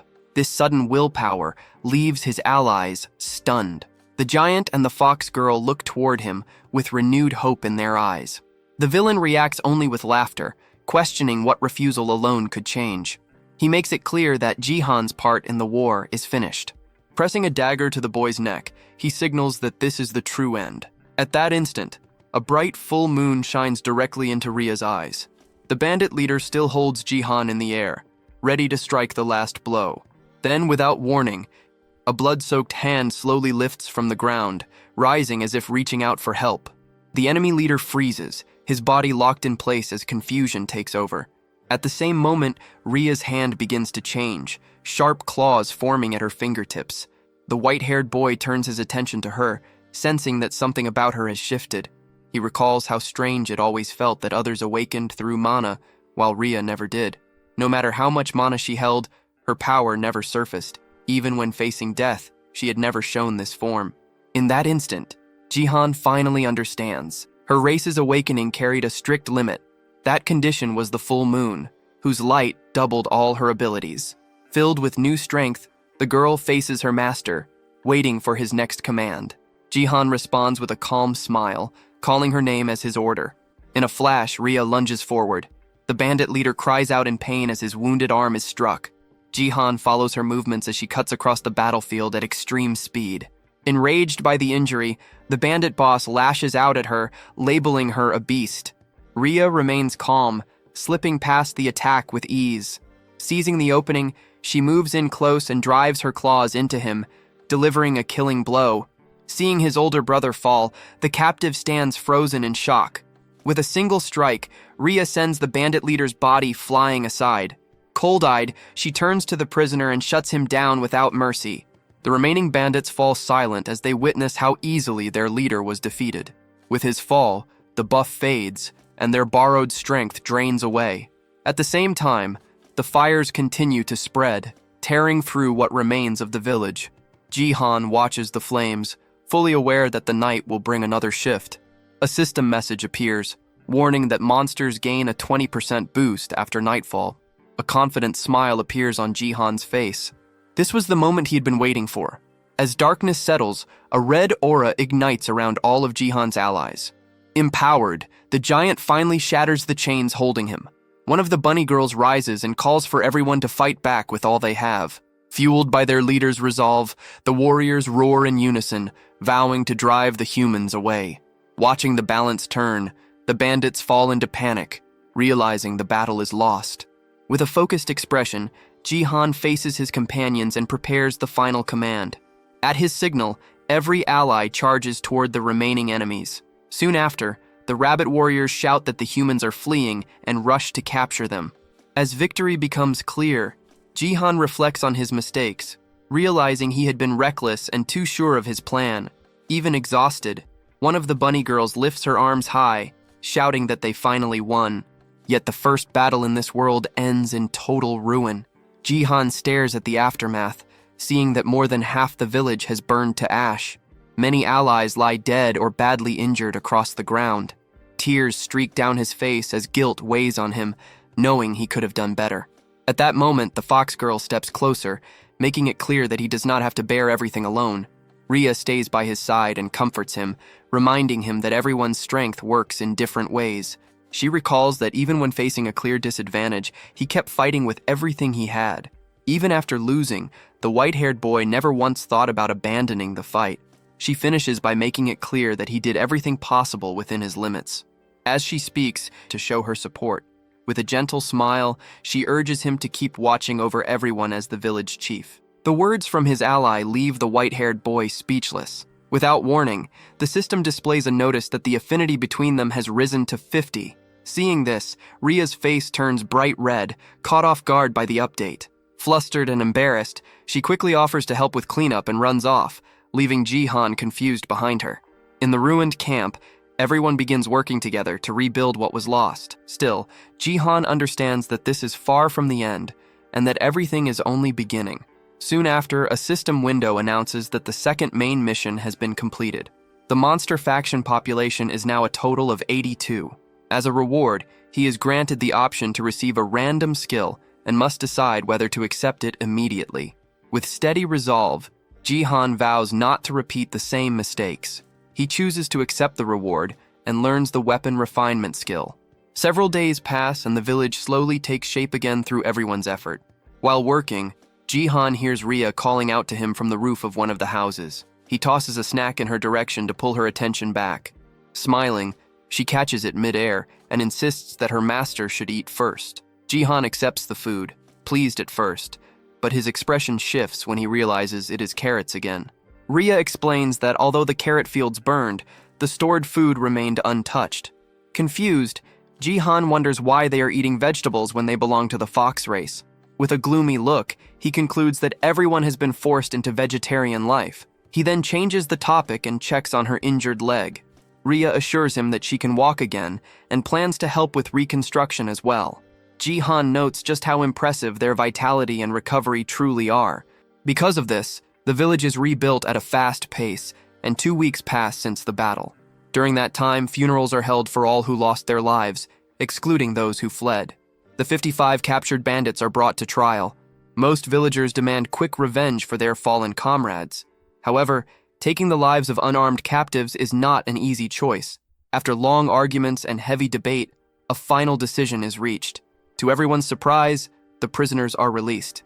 Even so, they are not set free without consequence. Before sending them off by boat, a note is left identifying them as members of the Scream Spike Gang.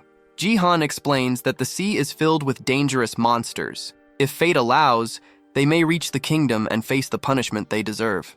Afterward, the white-haired boy reveals an important discovery. He learns that the bandits were searching for a specific item their leader desperately wanted. By chance, the house of one of his allies survived the fire.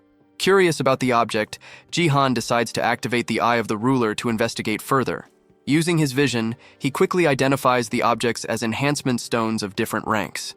His attention then locks onto a green stone glowing softly on one of the tables. To his surprise, the system identifies it as a B-rank enhancement stone. The white-haired boy cannot help but wonder what these stones are and why they ended up inside his ally's home. Before he can think further, a large bag suddenly drops from the ceiling, landing right in front of them. When he opens it, shock hits him as he sees it packed full of enhancement stones. Left without words, he questions what kind of luck could cause something like this. At that moment, a realization strikes, and his gaze slowly moves upward. What he sees leaves him stunned. The ceiling is covered with bags identical to the one that fell. The sight overwhelms him as he tries to understand how such fortune could exist. His surprise quickly turns into panic as a troubling thought crosses his mind. His eyes widen while staring at the ceiling, unable to believe how many bags hang there. Each one is filled with countless shining enhancement stones. Excitement flashes in his eyes as he understands just how valuable this hoard is. Soon after, he learns the reason behind it. Fox beast folk are naturally attracted to shiny objects like these stones. They see them as symbols of good fortune and often hide them inside their homes. The bandits must have known this tradition, which explains why they attacked the village. The truth hits him hard. This hidden treasure was the cause of the destruction. Even after others tried to comfort her, the fox girl Rhea blamed herself. Consumed by guilt, she attempted to throw all the stones into the sea. He rushed in and stopped her, grabbing her arm before she could do it. He makes it clear that she was not at fault. The blame lies with those who desired the stones. His words reach her deeply, and her eyes fill with tears as she looks at him. At that moment, a system message appears, showing her affinity with him jumping to 60. He decides the dangerous treasure must be kept under control. Rhea quietly agrees with that choice. The recent battle and this discovery harden his resolve. He comes to understand an important truth. Looking at their new resources, he knows that everyone must grow far stronger. As the sun sinks toward the horizon, he asks Rhea where the bandits' weapons were stored.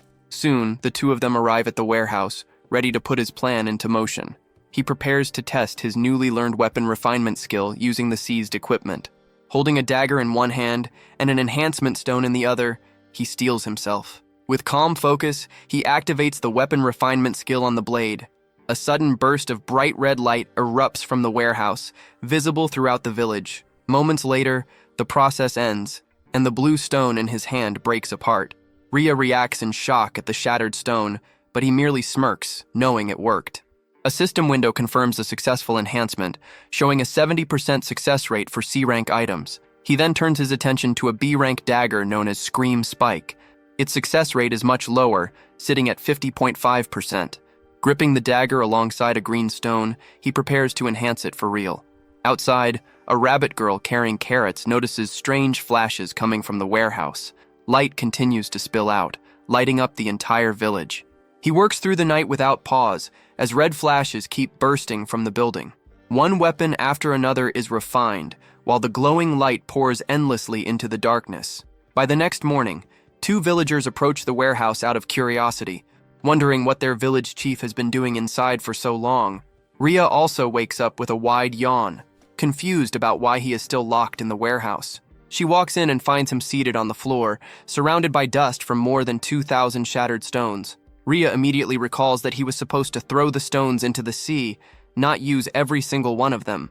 Anger flares as she realizes what he did. Furious over her destroyed lucky treasures, she grabs his head in frustration and shakes him. In the middle of it, he quickly stops her and explains that the enhancement was successful. Nearby lies a green glowing dagger, its power raised to +10. He makes it clear that it took 10 stones to fully upgrade the weapon, with every attempt succeeding.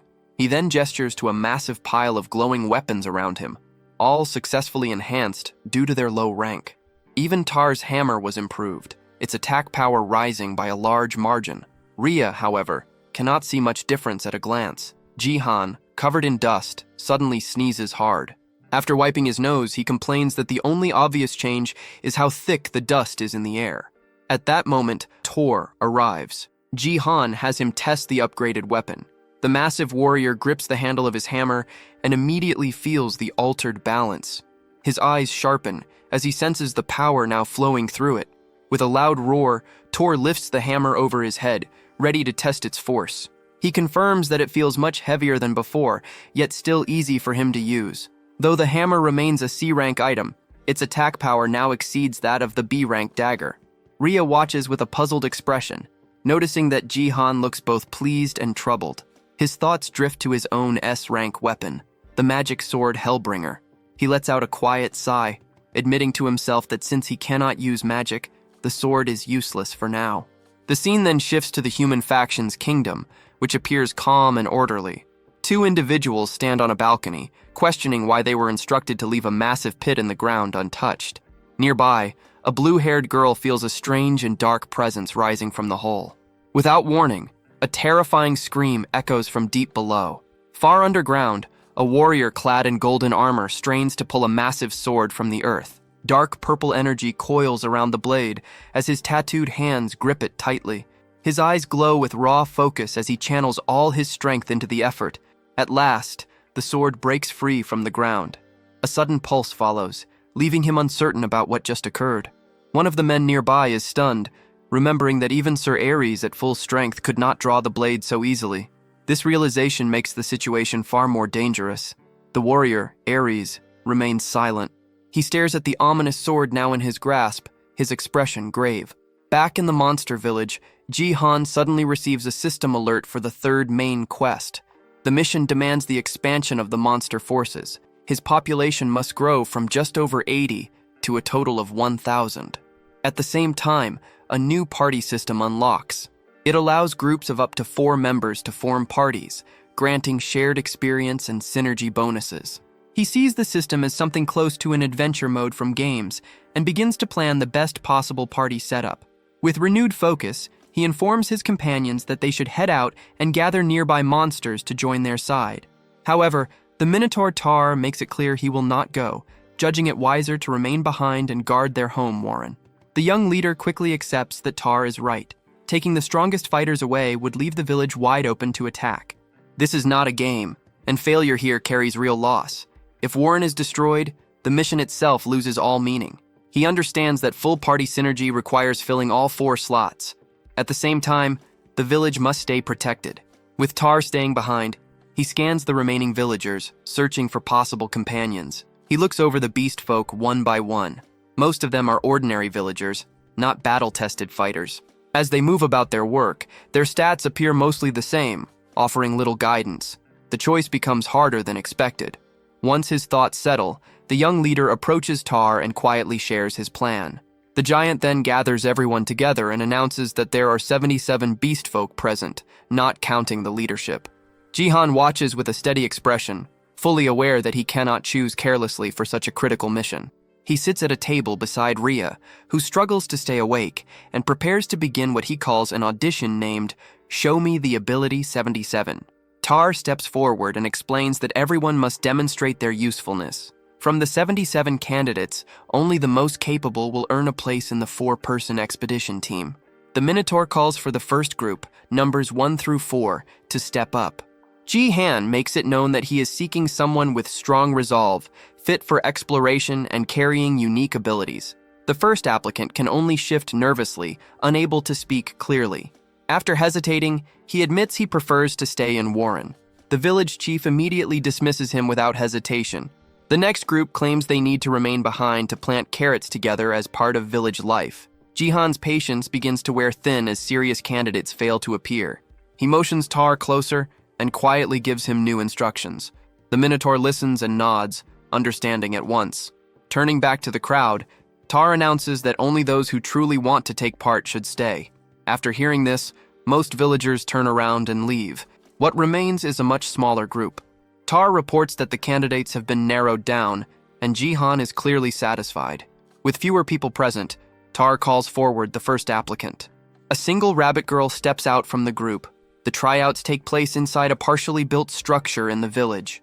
The young rabbit girl starts to speak, her voice shaking as she attempts to introduce herself. Then, without warning, her timid behavior disappears, surprising both Jihan and Rhea. She introduces herself as Rain and claims she can manage anything, from cooking to scouting. As Jihan weighs her words, Rhea immediately raises her hand, clearly supporting the girl. Rain goes further, stating she would dedicate her life to the mission if chosen. Jihan shows no strong reaction. He quickly dismisses her for the moment and signals for the next applicant. With a simple gesture, he marks her attempt as a failure and moves on. As Rain breaks down in tears, Jihan signals Tar to bring in the next participant. He then makes it clear that the auditions have already ended. Rain was the only person who applied. The truth leaves her frozen in shock. Jihan is equally stunned, realizing that only one candidate stepped forward for such an important mission. With that, the Lizard Expedition team is officially formed, their objective set on locating and recruiting the legendary lizard tribe. However, the moment the word lizard is mentioned, the rabbit girl stiffens. Fear washes over her as the meaning sinks in. She grows uneasy, realizing he is referring to the terrifying lizard tribe, and admits she was too nervous to fully hear the details earlier. A memory surfaces from just before the auditions began. Jihan had asked his advisors where monsters could be recruited. Tar explained that the previous village chief had been sleeping deeply since right before the battle. Jihan was shocked to learn the old leader had been unconscious for an entire month, making him impossible to consult. He had no choice but to abandon the idea of asking about nearby tribes. Tar then revealed another harsh truth. Repeated human invasions had already wiped out all nearby monster villages. Rhea suggested that small refugee settlements might still exist. Jihan immediately understood that such groups would never be enough. She agreed, stating that to face the human faction, only truly powerful monsters would matter. That was when Tar brought up a single remaining option. There was one strong tribe that had not submitted to the humans. However, he warned that they were extremely hostile and refused alliances of any kind. This formidable race was the lizard tribe, living deep within the swampland north of Warren. The swamp was described as dark, dangerous, and avoided by most creatures. Tar confirmed that the lizard tribe was likely the strongest race in the region. Their presence was so feared that even monsters went out of their way to avoid crossing their land. Ji-Han listens without interruption. He already understands the situation. From his knowledge of the game, lizardmen were monsters that appeared around Wave 30. Their power was overwhelming, not just to monsters, but to humans as well, especially at this early stage. Only 2 weeks had passed since the first wave. Recruiting monsters meant for Wave 30 would completely change everything. Returning to the present, Jihan asks Tar for the exact location of the lizard tribe. The Minotaur hands over a rough map, explaining they must cross 3 mountains and a river to reach a hidden valley. On paper, it looks close. In reality, Jihan is already exhausted and cannot even see the first mountain yet. As he struggles forward, Ria happily finds a DE rank enhancement stone hidden in the grass, showing no sign of fatigue. Rain, meanwhile, carries a heavy pack, refusing to fall behind. She is determined to be useful on this journey with her village chief and his strongest warrior. A strong sense of resolve fills her as she pushes herself, eager to prove her worth. Jihan complains about how far they still have to go. To Rain, this feels like her moment. She pulls out a book packed with scouting records, confident she can locate their position exactly. But before she can explain anything, a loud roar echoes from a nearby mountain. In that instant, she realizes she spoke too late. One of her companions urges her to move faster, saying that once they pass the first mountain, the rest of the journey will go quickly. Rain tightens her fists, reminding herself that she must prove her value, even if it requires patience. After a long trek, the group finally reaches a narrow mountain pass, only to find the road ahead completely blocked. A rock slide seals the path. The moment she sees it, Rain's eyes light up. Clearing blocked paths is one of the rabbit beast folk's strengths, and this is her chance. Confidence shows on her face as she steps forward, determined to demonstrate her worth and awaken her ability. Just as Rain ascended into rabbit form, Ria easily destroyed the rock with a single kick. Thus, Rain's chance to prove himself was annihilated. Ria and Jihan advance, and noticing Rain's pause, Ria looks back. She sees Rain transformed and questions the reason. Rain replies that it was an accident. Jihan dismisses the issue and tells her to move on with them. The group proceeds through the newly opened path. As they walk, Rain returns to her normal form and trails behind, feeling discouraged. She starts to think her help might not matter anymore. Suddenly, her long ears twitch. She senses something the others cannot. Rain stops in place and alerts her companions that movement is nearby. Jihan hears nothing at first. Ria explains that Rain has sharp hearing, which is why she was assigned scouting duties. Jihan then recalls seeing her before. As a child, she was always alert, constantly watching her surroundings. A memory flashes through his mind of a younger Rain, bloodied and running through chaos with fierce eyes. He realizes she is the same determined child from back then, grown older but still carrying that same awareness. The sound finally becomes clear. It comes from hundreds of large, clawed feet pounding the ground. The source reveals itself as a massive group of rat-like creatures. With a serious expression, Rain identifies them as the rat tribe. Jihan connects it to the boom rats as they observe the large-scale movement from the cliff. Rain continues watching, puzzled by where such a massive group could be heading. Concern appears on her face as she traces their route. She notes that they are moving toward human lands, far outside rat territory. Looking ahead, she confirms their destination is the human faction's kingdom. Jihan understands at once that if the rat tribe is marching toward the royal palace, something major is unfolding. Rain adds that the movement is abnormal since rat villages are scattered and rarely unite. Ria agrees, noting that such a gathering means something is seriously wrong. With a firm expression, Jihan decides they will follow the rat tribe. He needs to confirm what is happening. As they prepare to move, he calls on his small dragon companion, Rizzledrake, requesting help. Just as Jihan and Ria start to run, Rain stops them. She struggles to keep up because her bag is too heavy. Frustration hits her as she feels like a burden again. Jihan pauses and considers a solution. He reaches toward the oversized bag on the ground and activates his storage ability. In an instant, the bag vanishes. Rain stares in shock, assuming it must be some kind of magic. A system window appears, showing the bag now stored in a large inventory slot. Jihan decides to review the details later. For now, he makes it clear that identifying this monster wave is their highest priority.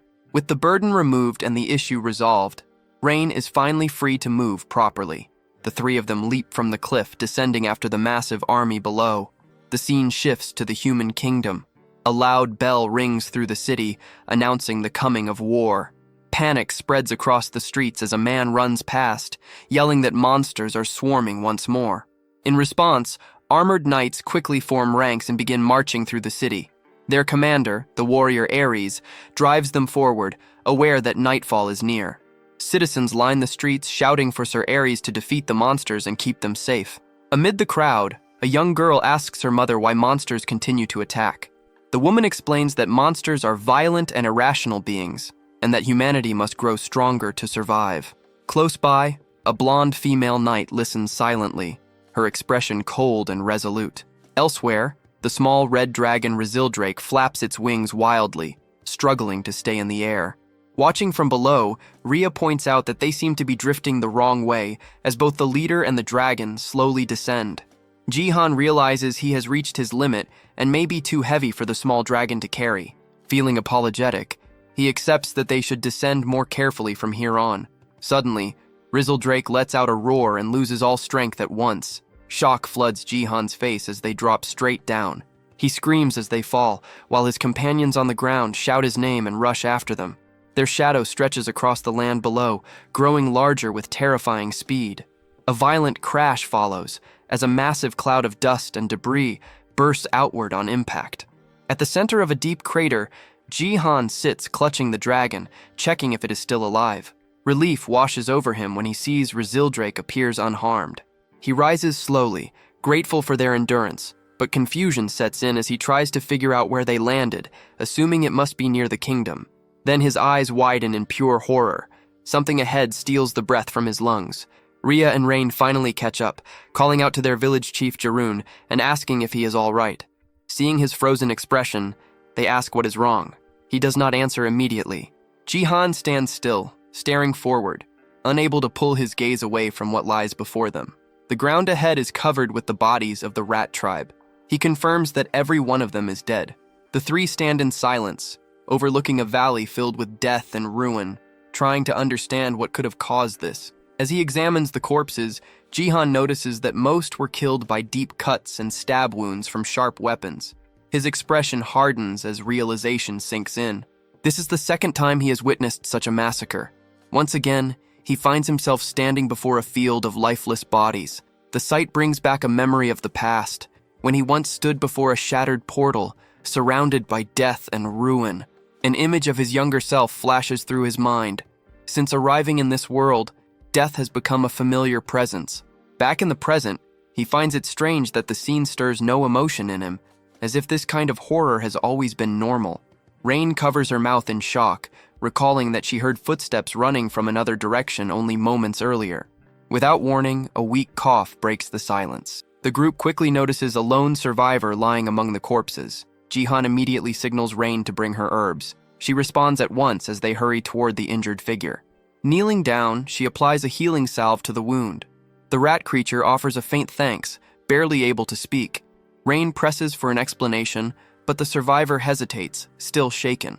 Everyone gathers around him, waiting quietly as he stares at them with terror in his eyes. A memory grips the survivor. He recalls the face of a human warrior, a terrifying man marked by a single glowing blue eye.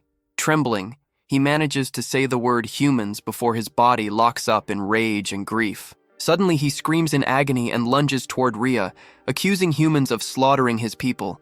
Rhea stops him with ease, restraining him before he can strike. She forces him to look closely at them and settle down. The survivor turns his gaze to Jihan, confused. He notes that Jihan looks human, yet something about him feels monstrous. Rhea assures him that Jihan is not like the others. Jihan steps forward and explains that they followed the rat tribe. He asks the survivor to tell them what happened. With a serious look, he waits for the answer. The rat creature lowers his head and recalls how they were attacked by humans in armor. They were knights from the human kingdom. Hearing this, Jihan's eyes narrow as the weight of the truth settles in. A memory unfolds, showing the rat tribe facing rows of knights. The attack came without warning. The survivor remembers their leader giving an order, but his words are drowned out by screams and steel clashing. The scene turns brutal. Knights tear through the rat tribe without mercy. The rats are cut down one after another, unable to fight back. As his story ends, the survivor explains that the humans killed them all for no reason. Jihan and the others are left shaken. The vision shifts again. A rat messenger races through the darkening sky, flying with urgency. He lands roughly before the rat leader and delivers his report. 8 villages have already been wiped out by humans, his eyes burning with fury. The rat chief explodes in rage, questioning what crime his people committed to deserve this. He declares that they cannot endure it any longer. At the same time, atop the walls of the human kingdom, a commander orders the archers into position. Ares stands prepared beside the female knight. Together, they provoke the approaching monsters, daring them to come closer. The rat leader swells with rage, vowing revenge for every fallen comrade. A massive force of monsters from many tribes roars in response. United by fury and despair, the horde surges forward, charging straight toward the gates of the human fortress. Back in the present, the survivor explains that he was able to figure out the humans' motive by observing one specific man. This knight wore a ring on his lip and carried a look filled with hatred. Through him, the true reason behind the massacre becomes clear. The survivor remembers that knight walking calmly across the battlefield, paying no attention to the chaos or the dying around him. All the killing happened for one simple reason. He bent down and picked up a small purple stone from the ground. Jihan's expression hardens the moment he understands what it was, an A-rank enhancement stone. As night falls over the human kingdom, the sky sinks into a dark, heavy blue. The female knight watches the horizon and notes that the sun has fully set. This marks the start of the battle. The rat army's eyes ignite with purple light as darkness strengthens them. A system notice explains the change. All their stats increase by 30%, but their ability to think clearly disappears. From the castle walls, the human commander gives the order. Archers unleash a massive wave of arrows, blackening the sky as they fall toward the charging monsters. The arrows strike deep, piercing rat after rat. Even so, driven by rage and empowered by night, the horde keeps moving forward. The commander then shifts tactics and orders the archers to focus on the monster at the front. A warrior steps forward on the wall, raising a shining golden sword. He prepares a skill and releases a vast wall of fire. Flames surge outward, cutting off the monster's path. The rat leader stares into the fire, purple eyes glowing, showing no fear as the attack reflects back at him. Back in the present, the survivor completes his account. He explains that he used what little strength remained to confront the humans. A memory plays out of him standing weakly before the knights, begging them to stop the slaughter. He remembers clenching his teeth, forcing himself to show resistance despite pain and fear. The human knight simply turned away. He left without a second glance, abandoning the dying rats as if they were worthless. The survivor realizes that once the humans obtained what they wanted, the rest no longer mattered. Jihan listens without speaking. He feels no rage, only understanding. To him, this is simply how the world operates. His mind drifts back to his school days. He remembers being bullied, surrounded by classmates who only cared about using his father's influence for their own benefit. They pressured him, questioning why they had ever treated him kindly if he could not give them anything in return. He recalls how everyone was always measuring profit and loss, pretending not to see the truth. That lonely realization still lingers deep in his mind. From it, he learned one thing clearly. Humans will always put their own interests first, no matter the cost. On the battlefield, the human commander orders his archers to kill everything in sight as arrows continue to fall. Amid the fire and steel, one rat warrior pushes ahead with unbroken resolve. Spotting the leader of the rat tribe, the humans on the walls shout for every weapon to be aimed at him. The Rat King surges ahead, forcing smaller rats in front of him to block the endless rain of arrows. The female knight watches the advance, her face hard and focused. Arrows bury themselves into the Rat King's body, yet he ignores the wounds and pushes on toward the gate. His resolve is absolute. He intends to make the humans feel the pain and will of his tribe, even if it costs him his life. A bright blue energy begins to spark and gather around his body as he prepares a final move. He channels everything he has left, preparing to carve his tribe's suffering into the humans. The stored power is released toward the castle wall. The human commander, Ares, stares in disbelief. Understanding what is about to happen, soldiers on the wall panic, realizing the Rat King is about to self-destruct. Fear spreads as they try to pull back from the gate. The blue energy swells, seconds away from wiping out everything nearby. With his final breath, the Rat King dedicates his life to peace, a desperate sacrifice for his people. At that moment, the female knight draws her blade. She prepares her own skill and strikes. A beam of pure light erupts from her sword, colliding with the Rat King's attack. She activates her light sword dance, a flash strike meant to counter the explosion. The Rat King's eye twitches. In his final moments, he realizes with bitter clarity that his sacrifice will change nothing. A massive blast erupts at the castle gate, sending a shockwave across the battlefield. Far away, Jihan's group hears the explosion. Rhea confirms she heard it as well. Jihan explains that the Rat King was a boom rat, also known as a suicide rat, and that it just used its ultimate skill. The lone survivor watches in heavy silence, knowing the battle is over and his people are gone. Ji-han reflects on his knowledge from the game. By the 6th wave, boom rats were nothing more than minor threats to a single S-rank knight. Even if the self-destruction had fully succeeded, it would have only damaged the outer walls. The sacrifice was pointless. He wonders if the rats knew they would die and still chose to fight, simply to show the humans their pain and resolve. His teeth grind as he remembers that many of those killed were women and children who never fought at all. Ji-han recalls Tar explaining why there were no strong male beast folk left in their village. The men had marched toward the human kingdom, swearing revenge, and never came back. Their families were left behind. Only now does Ji-han fully understand. The monster attacks were not meaningless chaos. They were a direct result of human greed. A memory surfaces of the king telling him not to worry and to simply follow orders. Ji-han clenches his fist, realizing that accepting that offer would have made him part of the same problem.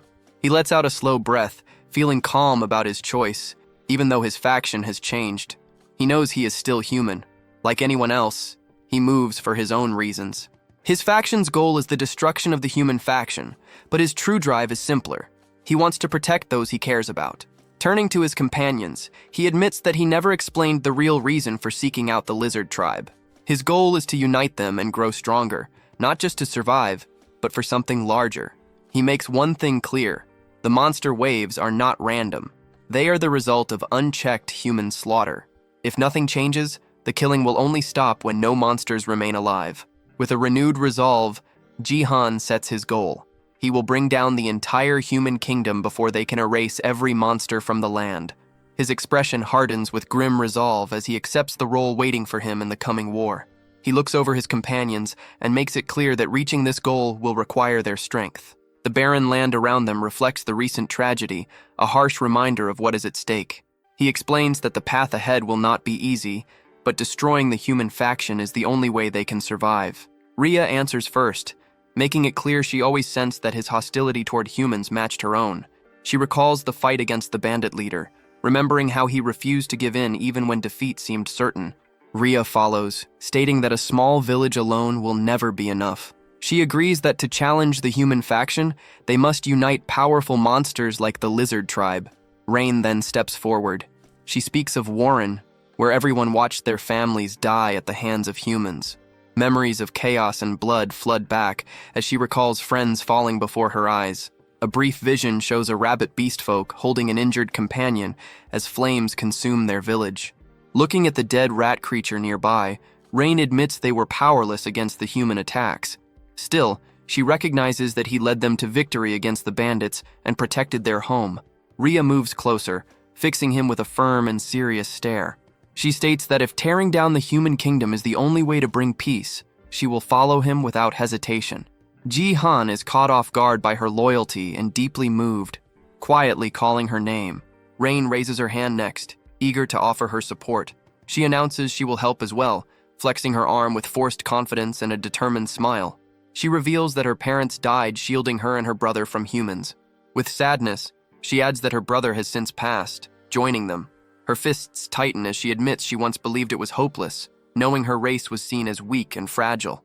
She recalls the moment he struck down the bandit leader, a scene that filled her with a sense of justice. Seeing him fight back gave her hope, and from that moment she chose to follow him.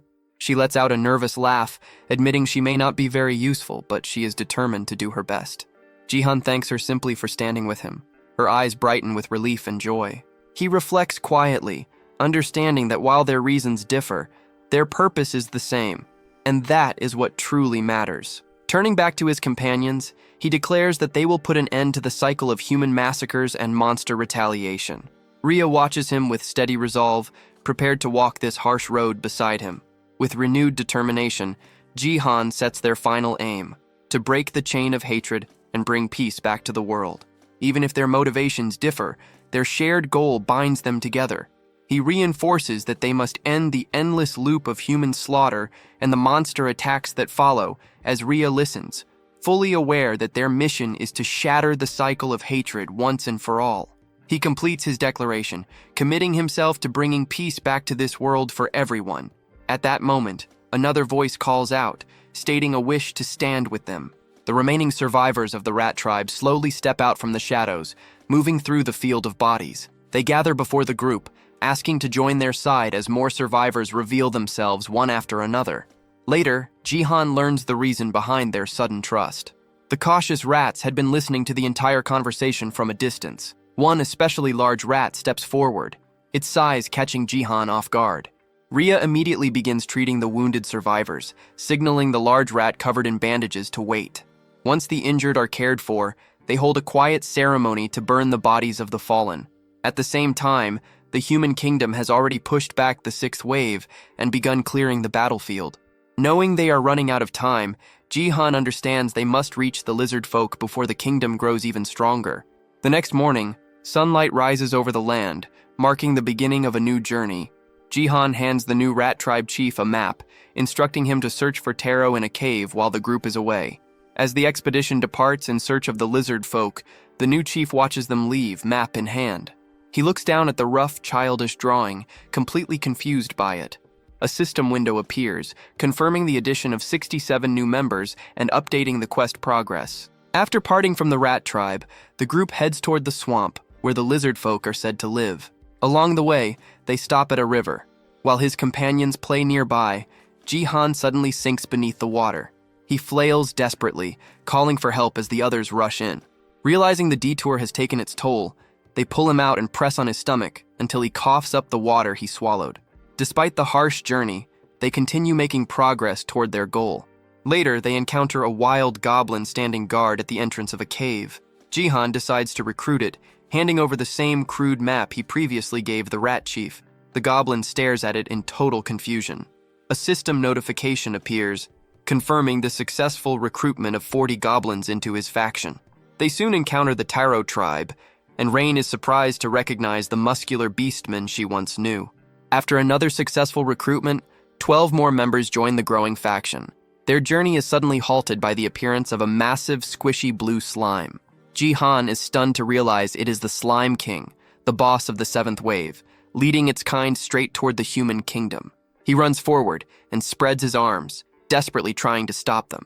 The Slime King continues moving and absorbs Jihan into its soft body. He struggles inside before pushing himself free, warning that heading that way will lead to their deaths. It turns out the slimes had lived peacefully in a cave near the river until humans forced them out. They were simply migrating to find a new home, unaware their chosen path would lead to destruction. Jihan offers them another route to a much larger cave, showing the Slime King his simple map. After a long discussion, he finally convinces the slimes to follow him instead and join his faction. His faction count surges by 793 members, leaving him only 6 short of his goal of 1,000. As the sun sinks low, Jihan is completely worn out, complaining that he cannot take another step, and Ria agrees with him. Just as they consider stopping altogether, Rain notices something in the distance and points it out with excitement.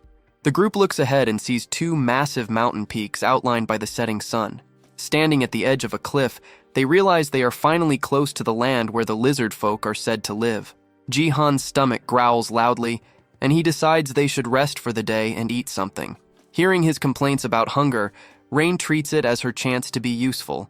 She eagerly pulls out a bag, proudly revealing that she carried fresh food all the way from Warren.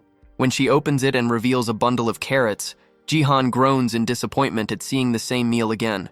He grumbles that he is sick of carrots and wonders if there is anything else edible in such a large forest. Ria quietly extends her hand, offering him something she gathered nearby. He looks down and recognizes the small red fruits resting in her palm as wild berries. He eats one, and his expression changes immediately as the sweet taste spreads across his tongue. Relief and joy wash over him as he enjoys real sweetness after so long. He asks Ria if she already knew about the berries, and she confirms it casually. Rain then suggests cooking the carrots instead of eating them raw. Excited by the idea of a warm meal, Jihan agrees without hesitation, which makes the bunny girl beam with joy. Before long, a familiar and comforting smell drifts through the air as food simmers over the fire. Rain presents a large steaming pot, clearly proud of her work. Jihan is shocked to recognize the dish as soybean paste soup, and both he and Ria find it surprisingly delicious. Curious, he asks where she got the soybean paste. She explains that cooking is her hobby and that she made it herself. Suddenly, Jihan calls out to Rain after noticing something strange. He wonders if she just bit into a rock. She nervously explains that she sensed something moving in the darkness. At that moment, a new scent draws her attention, and she turns her head with a confused look. Two enormous ogres step out from between the trees, one of them muttering that he also bit something hard earlier. Rain finally notices the towering figures behind her and lets out a scream in terror. She shuts her eyes and braces as one massive green hand reaches down toward her. Instead of attacking, the ogre ignores her completely and bends down to pick up one of the carrots lying on the ground. Jihan watches closely and notices that both ogres are covered in scars and fresh wounds. He realizes they were drawn in by the smell of food, not looking for a fight. One of the ogres stares at the soup pot, sniffing the air with open curiosity. Trying to gather her courage, the bunny girl lightly pushes against the giant's leg to get its attention. The creature crouches low, eyes locked on the pot, while Jihan looks on in confusion. Suddenly, the ogre reaches straight into the fire and grabs the pot with its bare hands. A second later, it drops the pot and screams in pain, shaking its badly burned hands wildly. Jihan watches the scene in silence, wondering how creatures with such low intelligence manage to survive at all. At the same time, he begins to rethink his plans about recruiting ogres.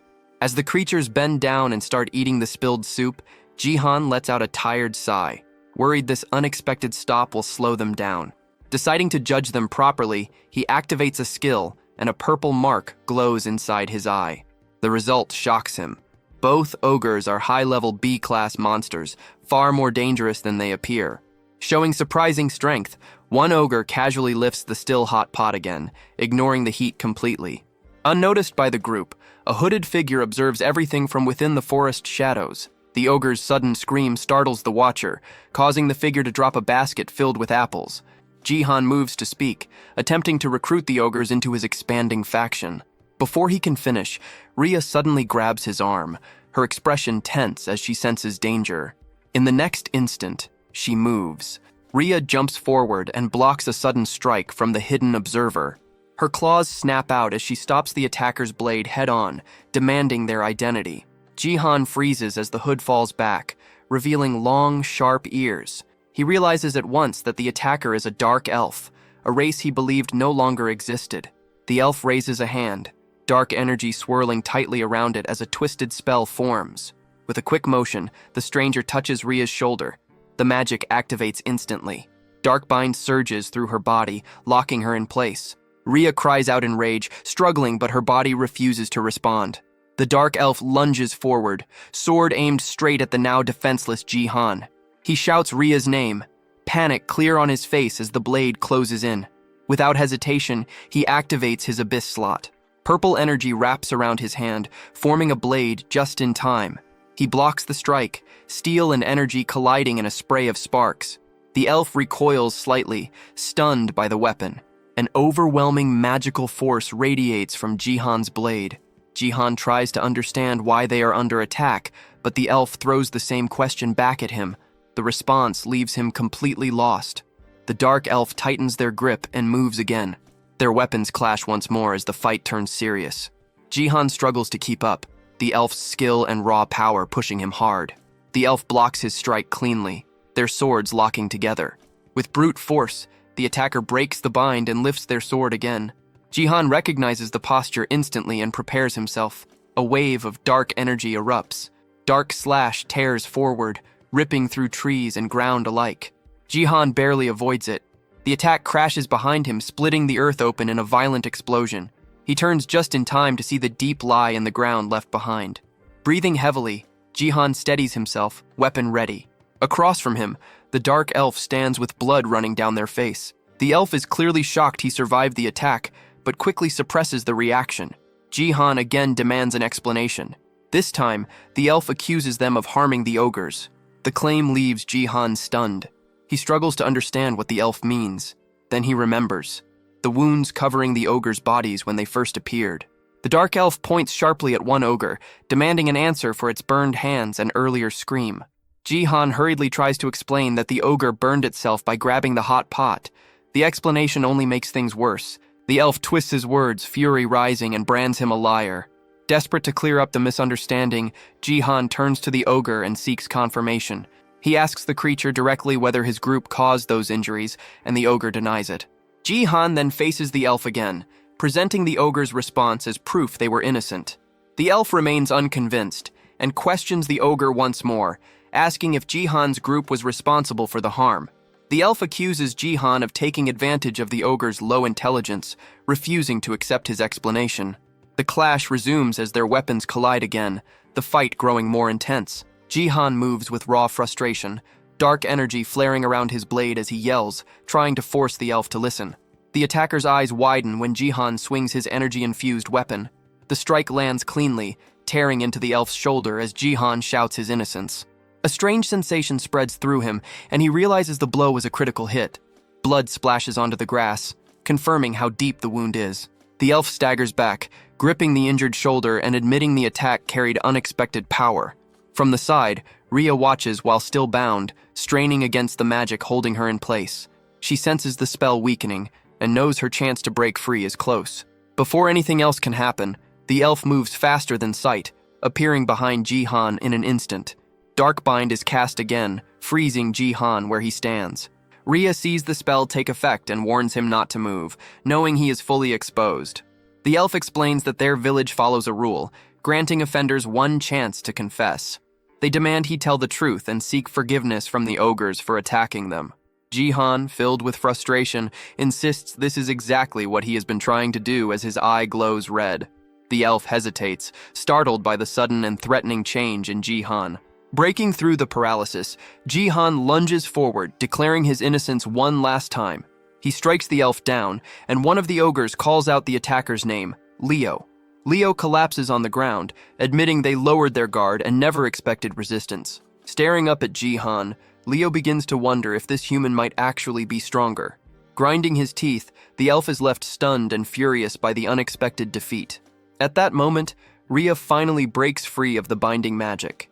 She grabs the elf from behind and locks him in a chokehold, warning him not to make sudden moves. Jihan recalls that the dark elf's binding skill has a perfect success rate on lower-grade targets. However, he also knows its effectiveness drops sharply against equal or higher grades. This is why he checked his own stats when he first entered this world. His attributes were heavily focused on critical rate and critical damage, an unusual build. More importantly, his status window showed no grade at all. He concluded that this meant his grade was at least A rank, possibly higher. That explained everything. It placed him on the same level as the A-rank elf and clarified why the second binding spell failed. With the immediate danger resolved, Rain looks toward her leader. Rain looks to her leader, asking what they should do next. Rhea keeps her claws firmly pressed against Leo's neck, making sure he cannot move. Leo's thoughts drift back to the day he left his home, swearing he would return as a great warrior. Now, lying restrained, he feels nothing but failure. Jihan steps closer and calmly signals Rhea to let the captive go. He reaches out and places a steady hand on Leo's shoulder, urging him to trust him. Meeting the elf's gaze, he extends his hand and once again makes it clear that his group did not harm the ogres. He then offers his help, promising to uncover who actually attacked Leo's people. At that moment, a system message appears, showing that their relationship has improved. Suddenly, a voice echoes from the darkness, announcing that it has finally found them. Jihan turns his head, focusing on the unseen presence. A knight clad in dark armor steps out from the forest, his blue eyes glowing coldly. With a cruel expression, the man mocks the ogres and warns that escape is pointless. Jihan's eyes widen in instant recognition as he notices the silver ring pierce through the man's lip. A silver ring caught the light, and the sight froze him for a brief second. Jihoon's thoughts spun as he recalled the man ahead, a knight with a silver ring set into his lip. It had all started over a small purple stone, yet that same knight was feared across the kingdom. He was the one who had wiped out the rat tribe. Heavy footsteps rang out, thud after thud, each step carrying weight and rank. Jihoon could not read the man's stats, but his instincts filled the gaps. 3 stars were etched into the knight's armor, marking him as an upper knight, A rank. There were countless A-rank knights in the realm, far too many to remember. The fact that this face felt unclear meant one thing. He was not a public hero, but a hidden blade. The knight moved closer, his face stiff and sharp as his eyes scanned Jihoon's group. He noted the strange mix before him, ogres, beast folk, and humans. Judging it as an odd pairing, his gaze settled on Leo.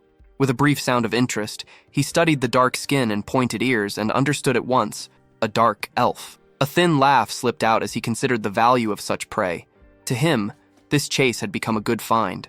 Ji-hoon's thoughts hardened as the image of ruin matched the man before him. He wondered if this was truly the one who had torn through the rat tribe village. The knight showed no concern in confirming it, treating slaughter like a dull task.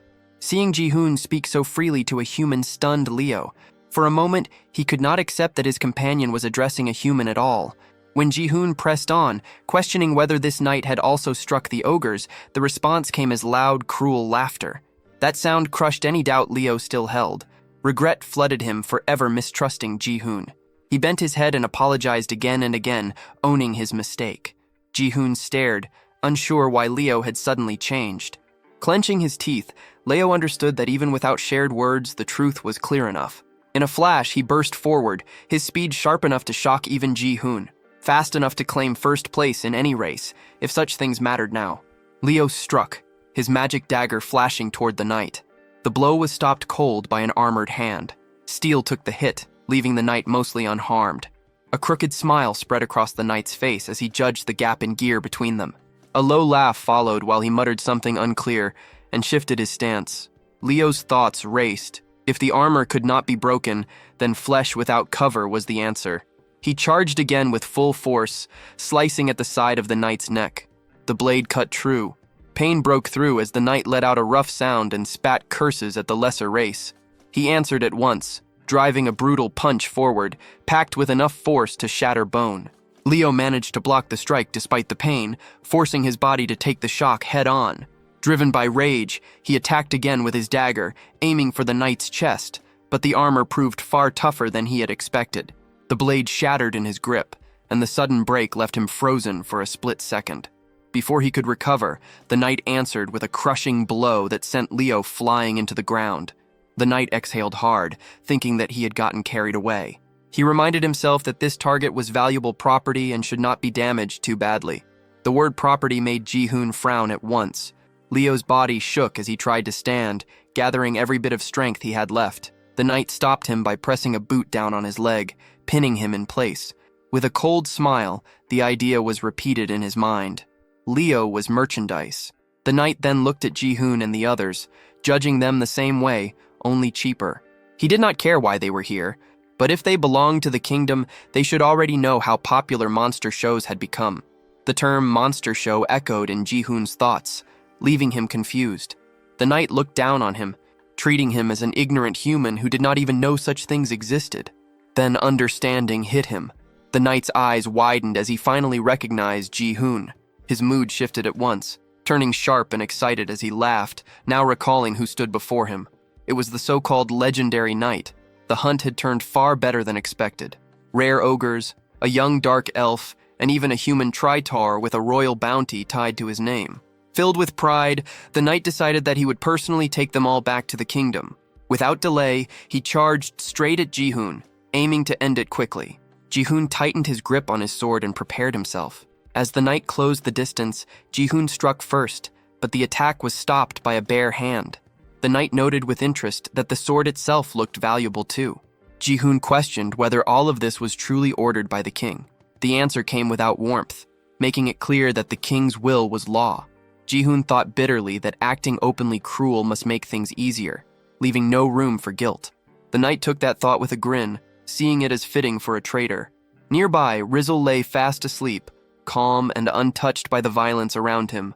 Without warning, Rhea rushed forward and slashed the knight's arm with her sharp nails, drawing blood. Watching this, Leo's thoughts drifted to party rules, how experience was shared but depended on effort. He wished even now that more of it could flow to Rhea. Ji-hoon turned his focus to Rizzle, urging him to be ready if things went wrong. The only answer was a loud roar that shook the air itself. The knight mocked them as uncivilized beings, though he admitted they made good entertainment. Muttering under his breath, he called on an earth-based power. The ground responded at once. Stones rose and gathered around his hand, sealing it inside thick, hardened rock. Ji-hoon's suspicion was confirmed. This was an earth attribute skill. With his arm now wrapped in solid stone, the knight steadied himself and prepared to strike again. He roared in rage over the damage done to his armor, fuming about its cost and how it had been scratched at all. Then he swung with brutal force, unleashing a fist made of earth that slammed toward Ji-hoon and Rhea, the impact rattling the ground beneath them. Ji-hoon focused as the A-rank knight, Lockhand, pressed the attack. He followed every motion, sensing the raw strength behind the strike while also noticing its flaw. The size of that stone-covered weapon made it slow. Against the awakened Rhea, it was a bad pairing. Even so, Ji-hoon understood that letting the fight drag on would only make things worse for them. At that moment, Rhea dropped from the top of a tree, her body aimed straight at the knight. Lockhand met her without hesitation, lifting his massive rock arm and trying to crush her mid-air. Rhea slipped past the blow, landing on a nearby beam and twisting her body. Her claws flashed, ripping through his arm in a sudden counter. Lockhand froze, stunned, as blood spilled from the torn flesh. Nearby, Leo watched her rapid movements and could not hide his shock. In his mind, he marveled at how this beast folk moved faster than a cheetah. Rain turned toward Leo and offered to treat his wounds. Leo stared at her, caught off guard by the offer. She answered his look with an awkward smile, knowing healing was the only thing she could give. Without delay, she began to restore him, her hands giving off a faint glow as she focused on his injuries. On the other side, Rhea did not slow down. In just a few seconds, she struck again and again, her claws cutting through Lockhand with blinding speed. Deep gashes spread across the knight's hands, blood running down his arms. Even the orc nearby stood frozen, unable to accept how fast she was moving. Ji-hoon kept his eyes on Rhea, breaking down every step of her fight with the A-rank knight Lockhand. He saw clearly why a B-rank like her could hold her ground. The gap in speed was overwhelming. She was fighting on skill alone. Still, Ji-hoon knew that every transformation had a time limit.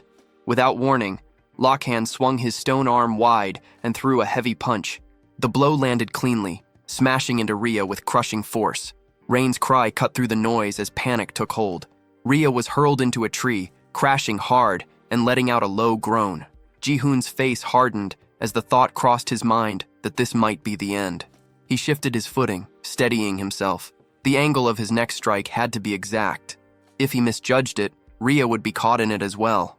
He started to prepare Rizzle for an attack. Ji-hoon knew it was a waste to use Rizzle's wide-range strike on a single enemy, but that concern meant nothing next to Rhea's life. They had already earned enough battle experience by facing an A-rank knight. Just as he was about to move, Ji-hoon was stunned to see Leo charge forward again, gripping his broken sword as he rushed back toward Lockhand. Panic surged through Ji-hoon, unable to understand why Leo would throw himself in again. Lockhand fixed his glare on Leo, ordering him aside and warning that he would tear everything apart, valuable gear included, if it meant forcing him to kneel. Leo's eyes hardened. He refused to retreat, ready to give up his life because losing was not an option he could accept. He rushed in and struck, but the attack had no effect. Lockhand's low voice carried scorn as he dismissed the rumors about dark elves being dangerous due to debuff magic, calling it meaningless talk. He seized Leo and slammed him into the ground. His cruelty showed as he noted that Leo's poor intellect was helping calm his own anger. Leo was told not to fear for his life, since it still held value, but beasts that failed to know their place had to be beaten. Watching from afar, Ji-hoon questioned why the knight went this far. The answer came without warmth. Lockhand believed he was being merciful, but Leo was too ignorant to grasp it. In his view, Leo was not at fault. He was simply born into a savage, lesser race that howled instead of speaking. Leo clenched his teeth as memories flooded back. In his childhood, his strength had always been lacking. His father had tried to comfort him, telling him not to worry, promising that his magic would grow with time.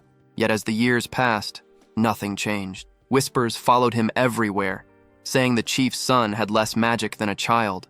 People questioned how someone like him could be the heir of the tribe. Unable to endure the shame, Leo had left his home. As he walked away, he swore he would return stronger and walk the same path as his father. Back in the present, regret shook him. Thoughts of his father filled his mind, and he apologized in silence, crushed by the feeling that he had failed. Ji-hoon called out to him and threw his sword in his direction, urging him to take it. Leo caught the blade, and the moment his hand closed around the hilt, a massive flow of energy surged through him. Power flooded his body, and he realized that magic was pouring out of him without restraint. With that level of magic flowing through him, he was finally able to fight back. Leo rushed in, swinging the sword and driving it straight into Lockhand's chest. The knight did not move, not even a scratch appearing. Lockhand burst into loud laughter, treating the attack as nothing more than a joke. Ji-hoon watched Leo closely, breaking down the motion of the strike, noting the diagonal path from the upper right down to the lower left.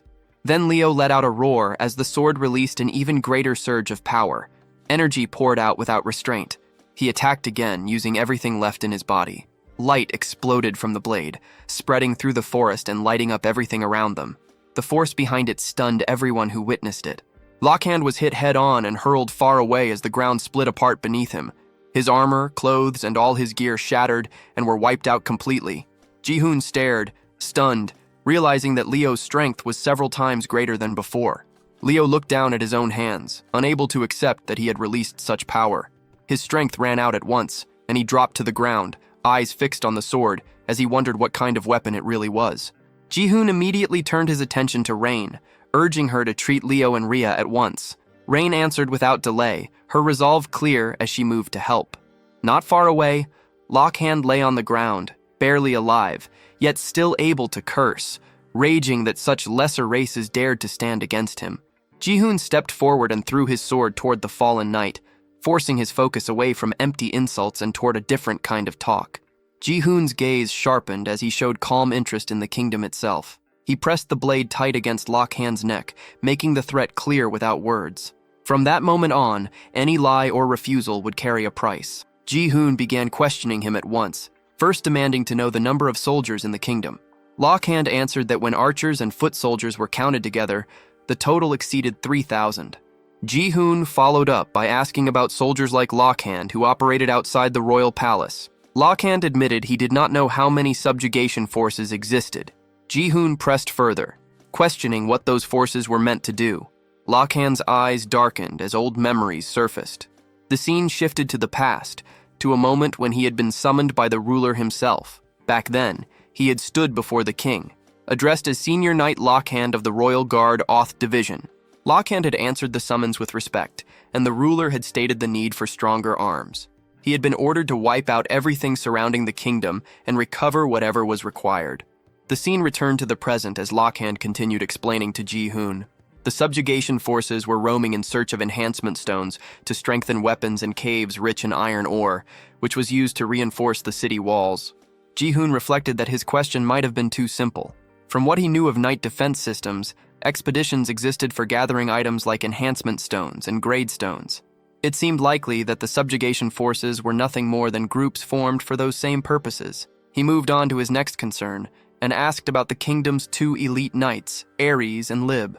Lockhand confirmed at once that he knew them. Ji-hoon pressed further, asking about their level, or more precisely, how many skills they could use, since early progression could be judged by skill count. Lockhand stated that both Ares and Lib were capable of using 2 skills each. Ji-hoon processed the answer and concluded that neither had reached level 20 yet. Lockhand then let out a mocking laugh, pointing out that Ji-hoon's focus on troop numbers and elite knights made it seem as if he were setting his sights on the kingdom itself. Ji-hoon showed no hesitation, treating that idea as irrelevant. Lockhand laughed even harder, ridiculing the thought that such limited information could be enough. He scoffed that breaking through walls guarded by elite knights would never be easy. Then he dropped a detail Ji-hoon had missed. There were not only 2 elite knights. Ji-hoon froze, instantly understanding the weight of that statement. He recalled how, in knight defense, the maximum number of elite knights allowed before the game ended was 7. Choosing which S-rank knight to summon during the first wave often decided whether the run would succeed. He remembered the structure clearly, the steady climb from wave 1 up to wave 15. Yet now, in this early stage, barely past wave 6, the kingdom already possessed more than 2 elite knights. Lockhand revealed their names with calm certainty. Artillerist Akur and Fanatic Archeon. That made 4 elite knights already known. Ji-hoon found himself unable to speak, his thoughts racing as the gap between the game and reality became clear. Unlike a game, this world did not reset. Soldiers could be wounded for real, and walls could truly be broken. Repairing defenses and healing the injured would demand vast time and effort, far beyond simple numbers on a screen. And yet, The reason wars could happen so often became painfully clear in Ji-hoon's mind. The scene shifted to the aftermath of Akor's healing. She was shown restoring everything around her, fixing shattered ground and broken structures with exact control. Her power returned all damage to its original state, radiant energy spreading across the battlefield. Ji-hoon watched in shock as the truth settled in. It was because of the healing artillerist Akor. His thoughts raced further as he accepted that even the sage Archeon existed in this world. There were already 4 S-rank knights, and the fear grew that there might be more. The situation felt absurd, a reality so extreme it was hard to grasp. From the kingdom's side, this world was set to an easy mode. From Ji-hoon's side, trying to break through such power meant facing an ultra-hell mode. Lakhan noticed Ji-hoon's frozen state and reacted with open mockery. Ji-hoon steadied himself, deciding there was one final thing he needed to know. A sharp realization struck him. There had never been legendary knights in the game. The only player had been him. He was an existence that did not belong to the system at all. He sought to understand what a legendary knight truly was, and how Lakhan had summoned such a being. Before that thought could fully form, a sudden rain of arrows poured down toward him. Panic spread as Rain reacted to the attack. Realizing they had been surrounded by a large force of humans, Leo stared in disbelief, wondering if Lakhan had reinforcements. From the forest emerged the Royal Guard Oath Division. Their armor gleamed as they raised their weapons, all aimed at Ji-hoon. They ordered him away from Sir Lakhan. Despite his burned and broken state, Lakhan formed a cruel smile and activated his skill. Stone Earth regeneration took effect, his body slowly repairing itself. He reaffirmed himself as a knight of the Great Kingdom, making it clear he would not give up information easily. Anyone who learned the kingdom's secrets would die there, and Ji-hoon's corpse would be personally delivered back. Ji-hoon remained calm. He already knew about the kingdom's movements through the Rat Tribe. Around 100 soldiers had attacked their village. If their commander failed to return soon, those same soldiers would head this way searching for him. Ji-hoon had been waiting for that outcome as well. Lakhan reacted with anger, dismissing it as a lie.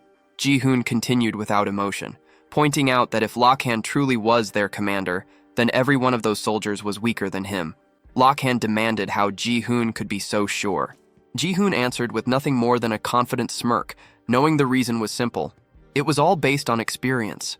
Lakhan's face twisted in disbelief as the meaning of the word experience sank in.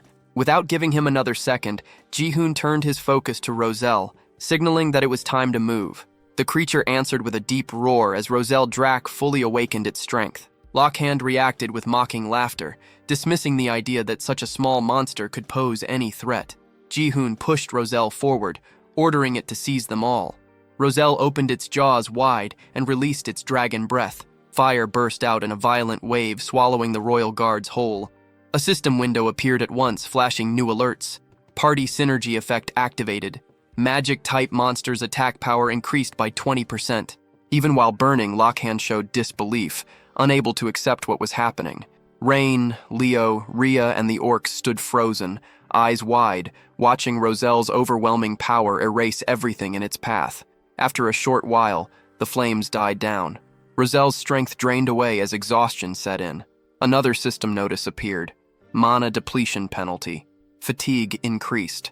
Ji-hoon walked up to the worn-out creature and patted its head in approval. Roselle managed a weak smile, breathing hard but clearly satisfied. Ji-hoon's thoughts turned inward as he reviewed the fight. His level had risen at a shocking pace. Still, the total experience felt lower than expected for the number of enemies defeated. He guessed most of them had been low-ranked knights. Even so, he judged the result as a solid gain. As he looked around, something unsettling caught his eye. The burned royal guards began to change. Their bodies hardened, turning stiff and clear until they became crystal stones. Ji-hoon picked one up and studied it closely. He noted that enhancement stones did not break, even under a dragon's breath. With that confirmed, he ordered everyone to collect the spoils. Rhea and Rain agreed at once and rushed off to gather everything they could find. While they worked, Ji-hoon opened the system window and checked the stats of Roselle, Rhea, and Rain.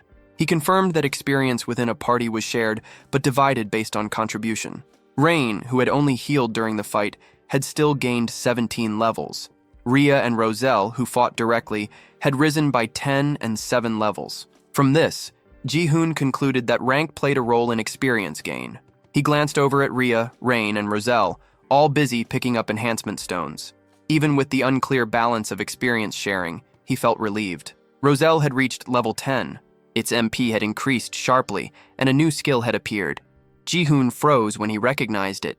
It was a skill he never expected Roselle to have. The focus shifted back to Ji-hoon.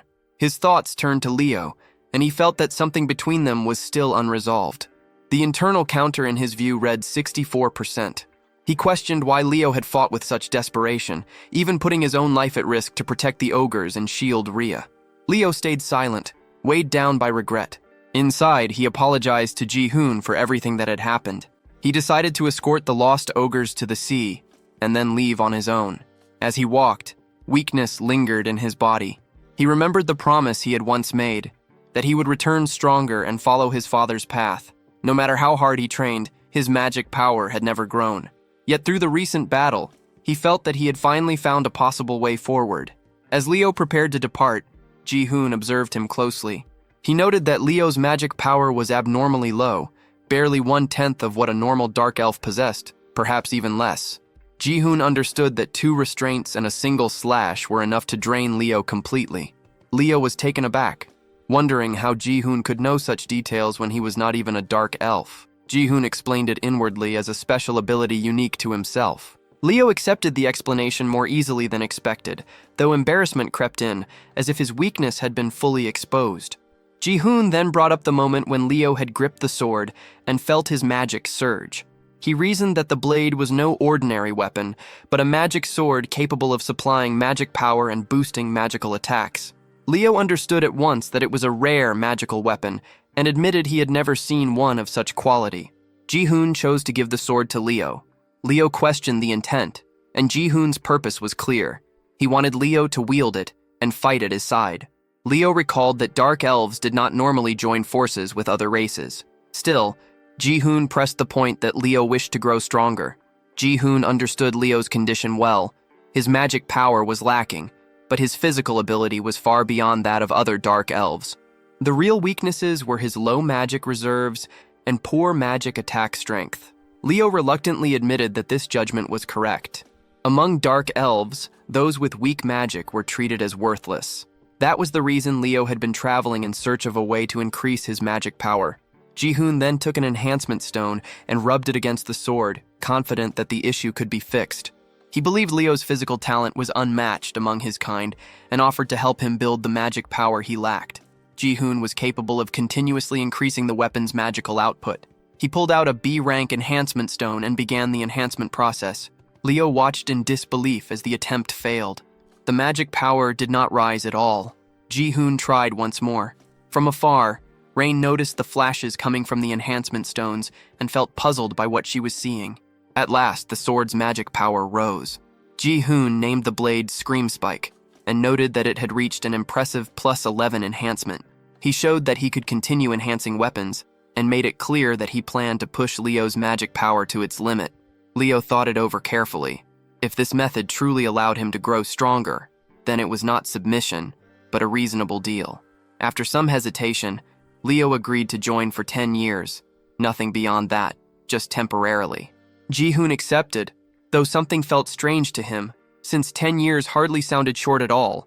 Leo wondered if there was an issue, while Ji-hoon insisted that 10 years was sufficient. Ji-hoon introduced himself as Kim Ji-hoon, and Leo gave his name as Leonard Bell Leon. At that moment, Rhea, Rain, and Rizzle returned carrying a huge number of enhancement stones. Ji-hoon was caught off guard by how many there were. Rhea cheerfully showed them off, calling them pretty, and mentioned that something odd had happened nearby. Ji-hoon inspected the stones and quickly sensed that something was not normal. Leo examined them as well, and excitement spread as everyone realized the value of what they had found. Ji-hoon later explained that they ate together and talked for a long time. The discussion centered on the cruel actions of humans and the recent attacks they had faced. He brought up the enhancement stones carried by the knights, pointing out that while their number, around 220, was smaller than the stash found at Rhea's home, many of them were still high grade. Among those stones, there was one unexpected and extremely valuable piece. Ji-hoon instructed Rain to use it, and she followed his guidance. As she did, a red aura spread out from her body. The system window appeared, confirming that the D-grade grade stone had reached an 85% chance of grade growth and that the attempt had succeeded. Her level was adjusted due to experience redistribution, dropping from 26 to 21. Ji-hoon checked the result and asked about her condition. Rain felt a little dizzy, but at the same time, she sensed a strong surge of power inside her. Ji-hoon encouraged her to keep going and pushed her to try again. Rain reacted with excitement and continued repeating the process over and over until morning finally arrived. The next day, Ji-hoon stated that they headed toward the swamp where the lizard folk lived. He explained that ogres favored places close to water, and that Leo Arbel Lion had been guiding the lost ogres along rivers toward the sea. Because of this, Ji-hoon convinced the lizard folk to gather and move with them to Warren, since Warren also had access to the ocean.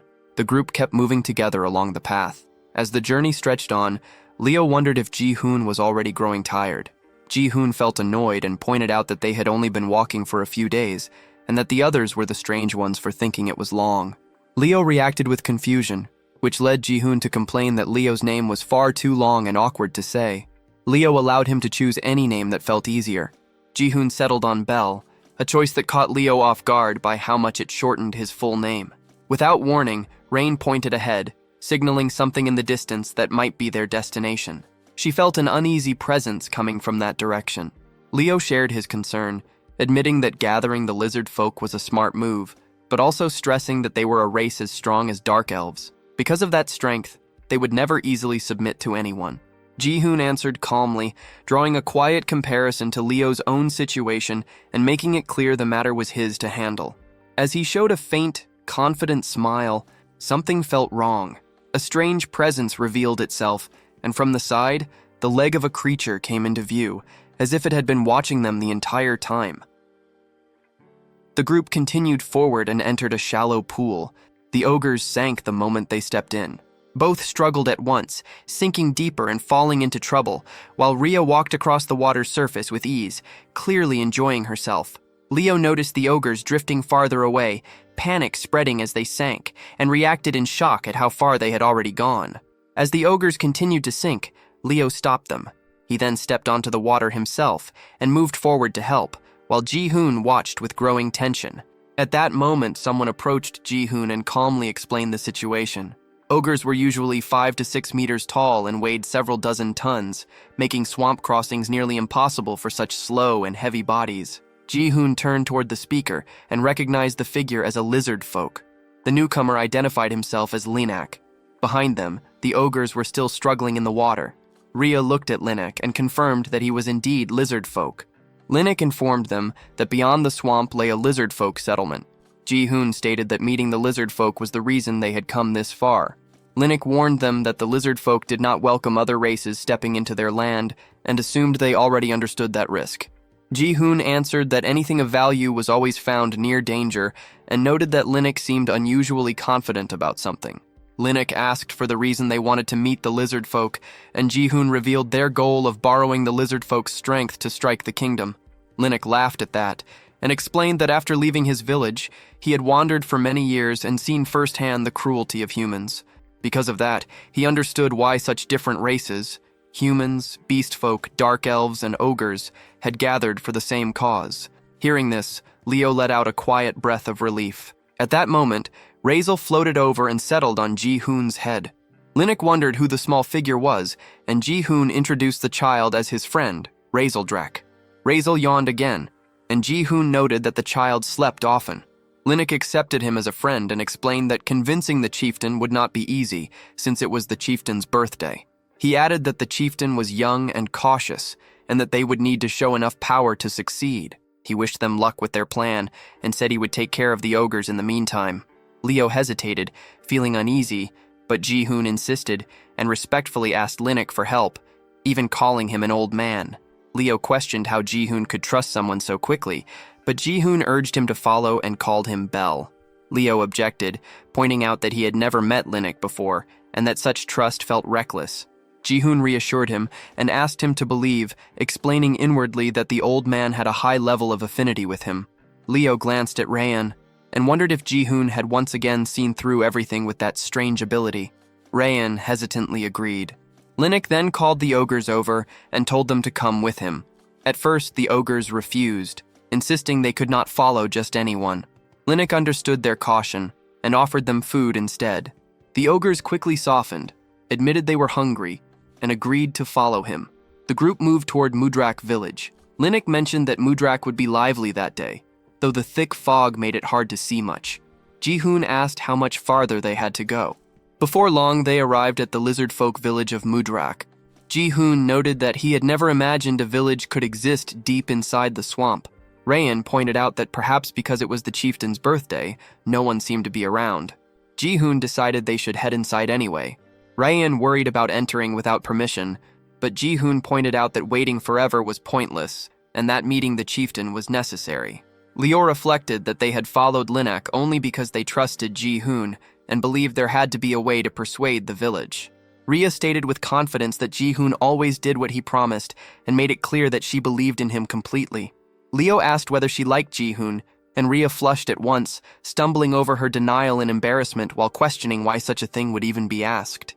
Before the moment could stretch further, Ji-hoon suddenly stopped, sensing something unusual. Rhea asked what he had heard, and Rain confirmed that she had begun to notice it as well. Ji-hoon focused and picked out the sound clearly. It was a heavy pounding, coming from a specific direction. He pointed toward it, signaling the source. Rhea warned him to stay alert, but before he could respond, a lizard folk soldier launched an attack straight at him.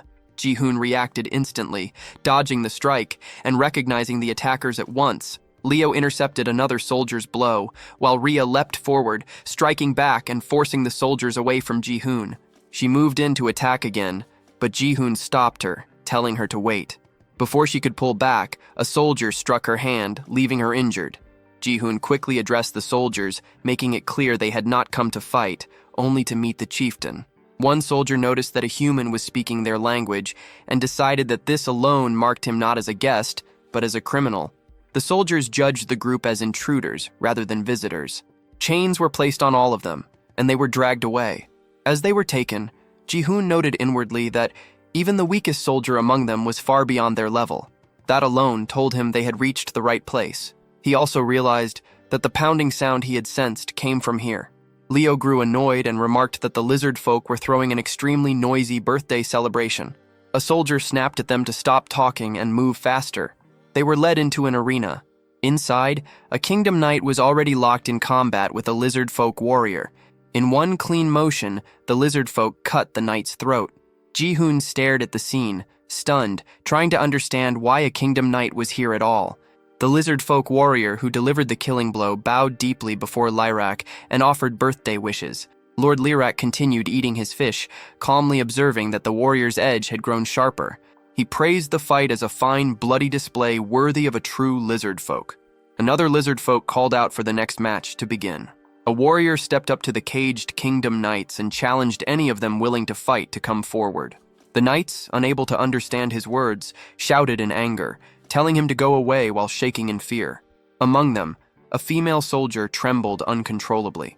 At that moment, the lizard folk soldiers who had captured Ji-hoon's group arrived before Lyrak and announced that they had apprehended intruders. Lyrak's attendant inspected the bound group and demanded an explanation, pointing out that Mudrak lay deep within the swamp, that no one came there without reason, and that their tribe did not welcome outsiders. He pressed them again, insisting on knowing their purpose. Ji-hoon assessed the soldiers watching from the stands. Their levels ranged from 30 to the mid-30s, with ranks spanning from C to A, and their combined force was far greater than he had expected. Yet the real shock came from the lizard folk chieftain himself. Ji-hoon realized that the one seated before them was S rank, level 36. Lyrak's face hardened as he wiped blood from himself and demanded to know why they had entered Mudrak. Ji-hoon answered plainly that they needed the strength of the lizard folk. Lyrak burst out laughing, and the entire tribe followed his lead. Rhea bristled in anger, demanding to know what was so amusing, while Rain panicked and tried to stop her. Leo urged Rhea to stay calm, reminding her that this was only the beginning. Rhea questioned what kind of beginning this was, and Leo clarified that it was a negotiation where their lives were on the line. Lyrak kept laughing, clearly entertained by Ji-hoon's claim that he needed power, and pressed him to see if that was all he had to say. Ji-hoon lowered his head, deciding inwardly that they had to move boldly. Once they bowed, they would never stand as equals again. This world followed the same rules as the game, and that meant Ji-hoon had already met the basic conditions needed to lead the lizard folk. Ji-hoon then declared that all lizard folk would fall under him. At once, a soldier thrust a spear to Ji-hoon's throat, calling him an insolent fool for daring to insult the chieftain and the tribe. Rain froze at the sight, nearly losing consciousness, while Rhea stared in disbelief. Leo understood then that Ji-hoon was using the method he had hinted at earlier. A soldier insisted there was nothing more to hear, and suggested ending their lives on the spot. Ji-hoon and Lirak locked eyes, cold and unmoving. After a moment, Lirak ordered the soldiers to lower their weapons. He stated that his decision was the decision of all lizard folk, and whatever choice he made, the tribe would follow. Ji-hoon replied that he held power, then turned the question back on the chieftain. If every lizard folk followed Lirak, then whom did Lirak himself follow? A soldier rushed forward in rage, accusing Ji-hoon of arrogance. Ji-hoon remained calm and called out to Rizeldrak. Lirak reacted with confusion at the name. Ji-hoon repeated it, pointing out the being floating above his head as Rizeldrak. He explained that the lizard folk worshipped dragons, the very beings they revered. Lirak hesitated, disbelief crossing his face, and questioned whether it truly was a dragon. Leo turned toward Rhea in shock, repeating the word dragon in his mind. He recalled the legendary dragon race and wondered if Rizeldrak belonged to it. Rhea reminded him that he had already witnessed that massive attack earlier and still failed to understand what he was seeing. Leo admitted that the earlier attack had been overwhelming, but he also recalled that the dragon race had disappeared more than 100 years ago. From his parents' stories, dragons were described as massive beings with huge wings, capable of wiping out entire villages with a single breath. Because of that image, he could not accept that the small creature floating before him was truly a dragon. Lirak acknowledged that his people worshipped dragons and followed their will as absolute law.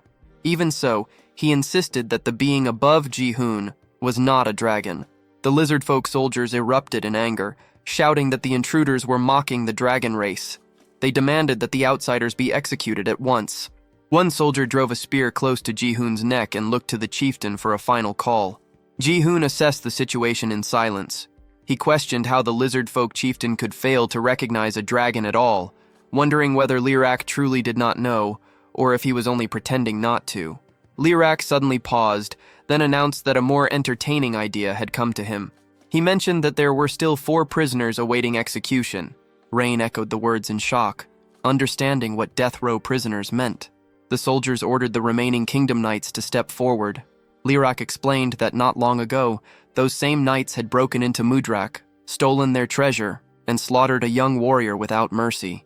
He declared that a fight would decide their fate, and whoever survived would be spared. The surviving kingdom knights moved forward to face Ji-hoon's group. Leon protested, questioning why they were being forced into battle, but a soldier shut him down, reminding him that intruders had no right to refuse. Ji-hoon accepted the situation, deciding that it no longer mattered whether the lizard folk believed the truth or not. Leon begged Ji-hoon to say something. Ji-hoon chose his response carefully. He would prove it himself by showing them the true power of a dragon.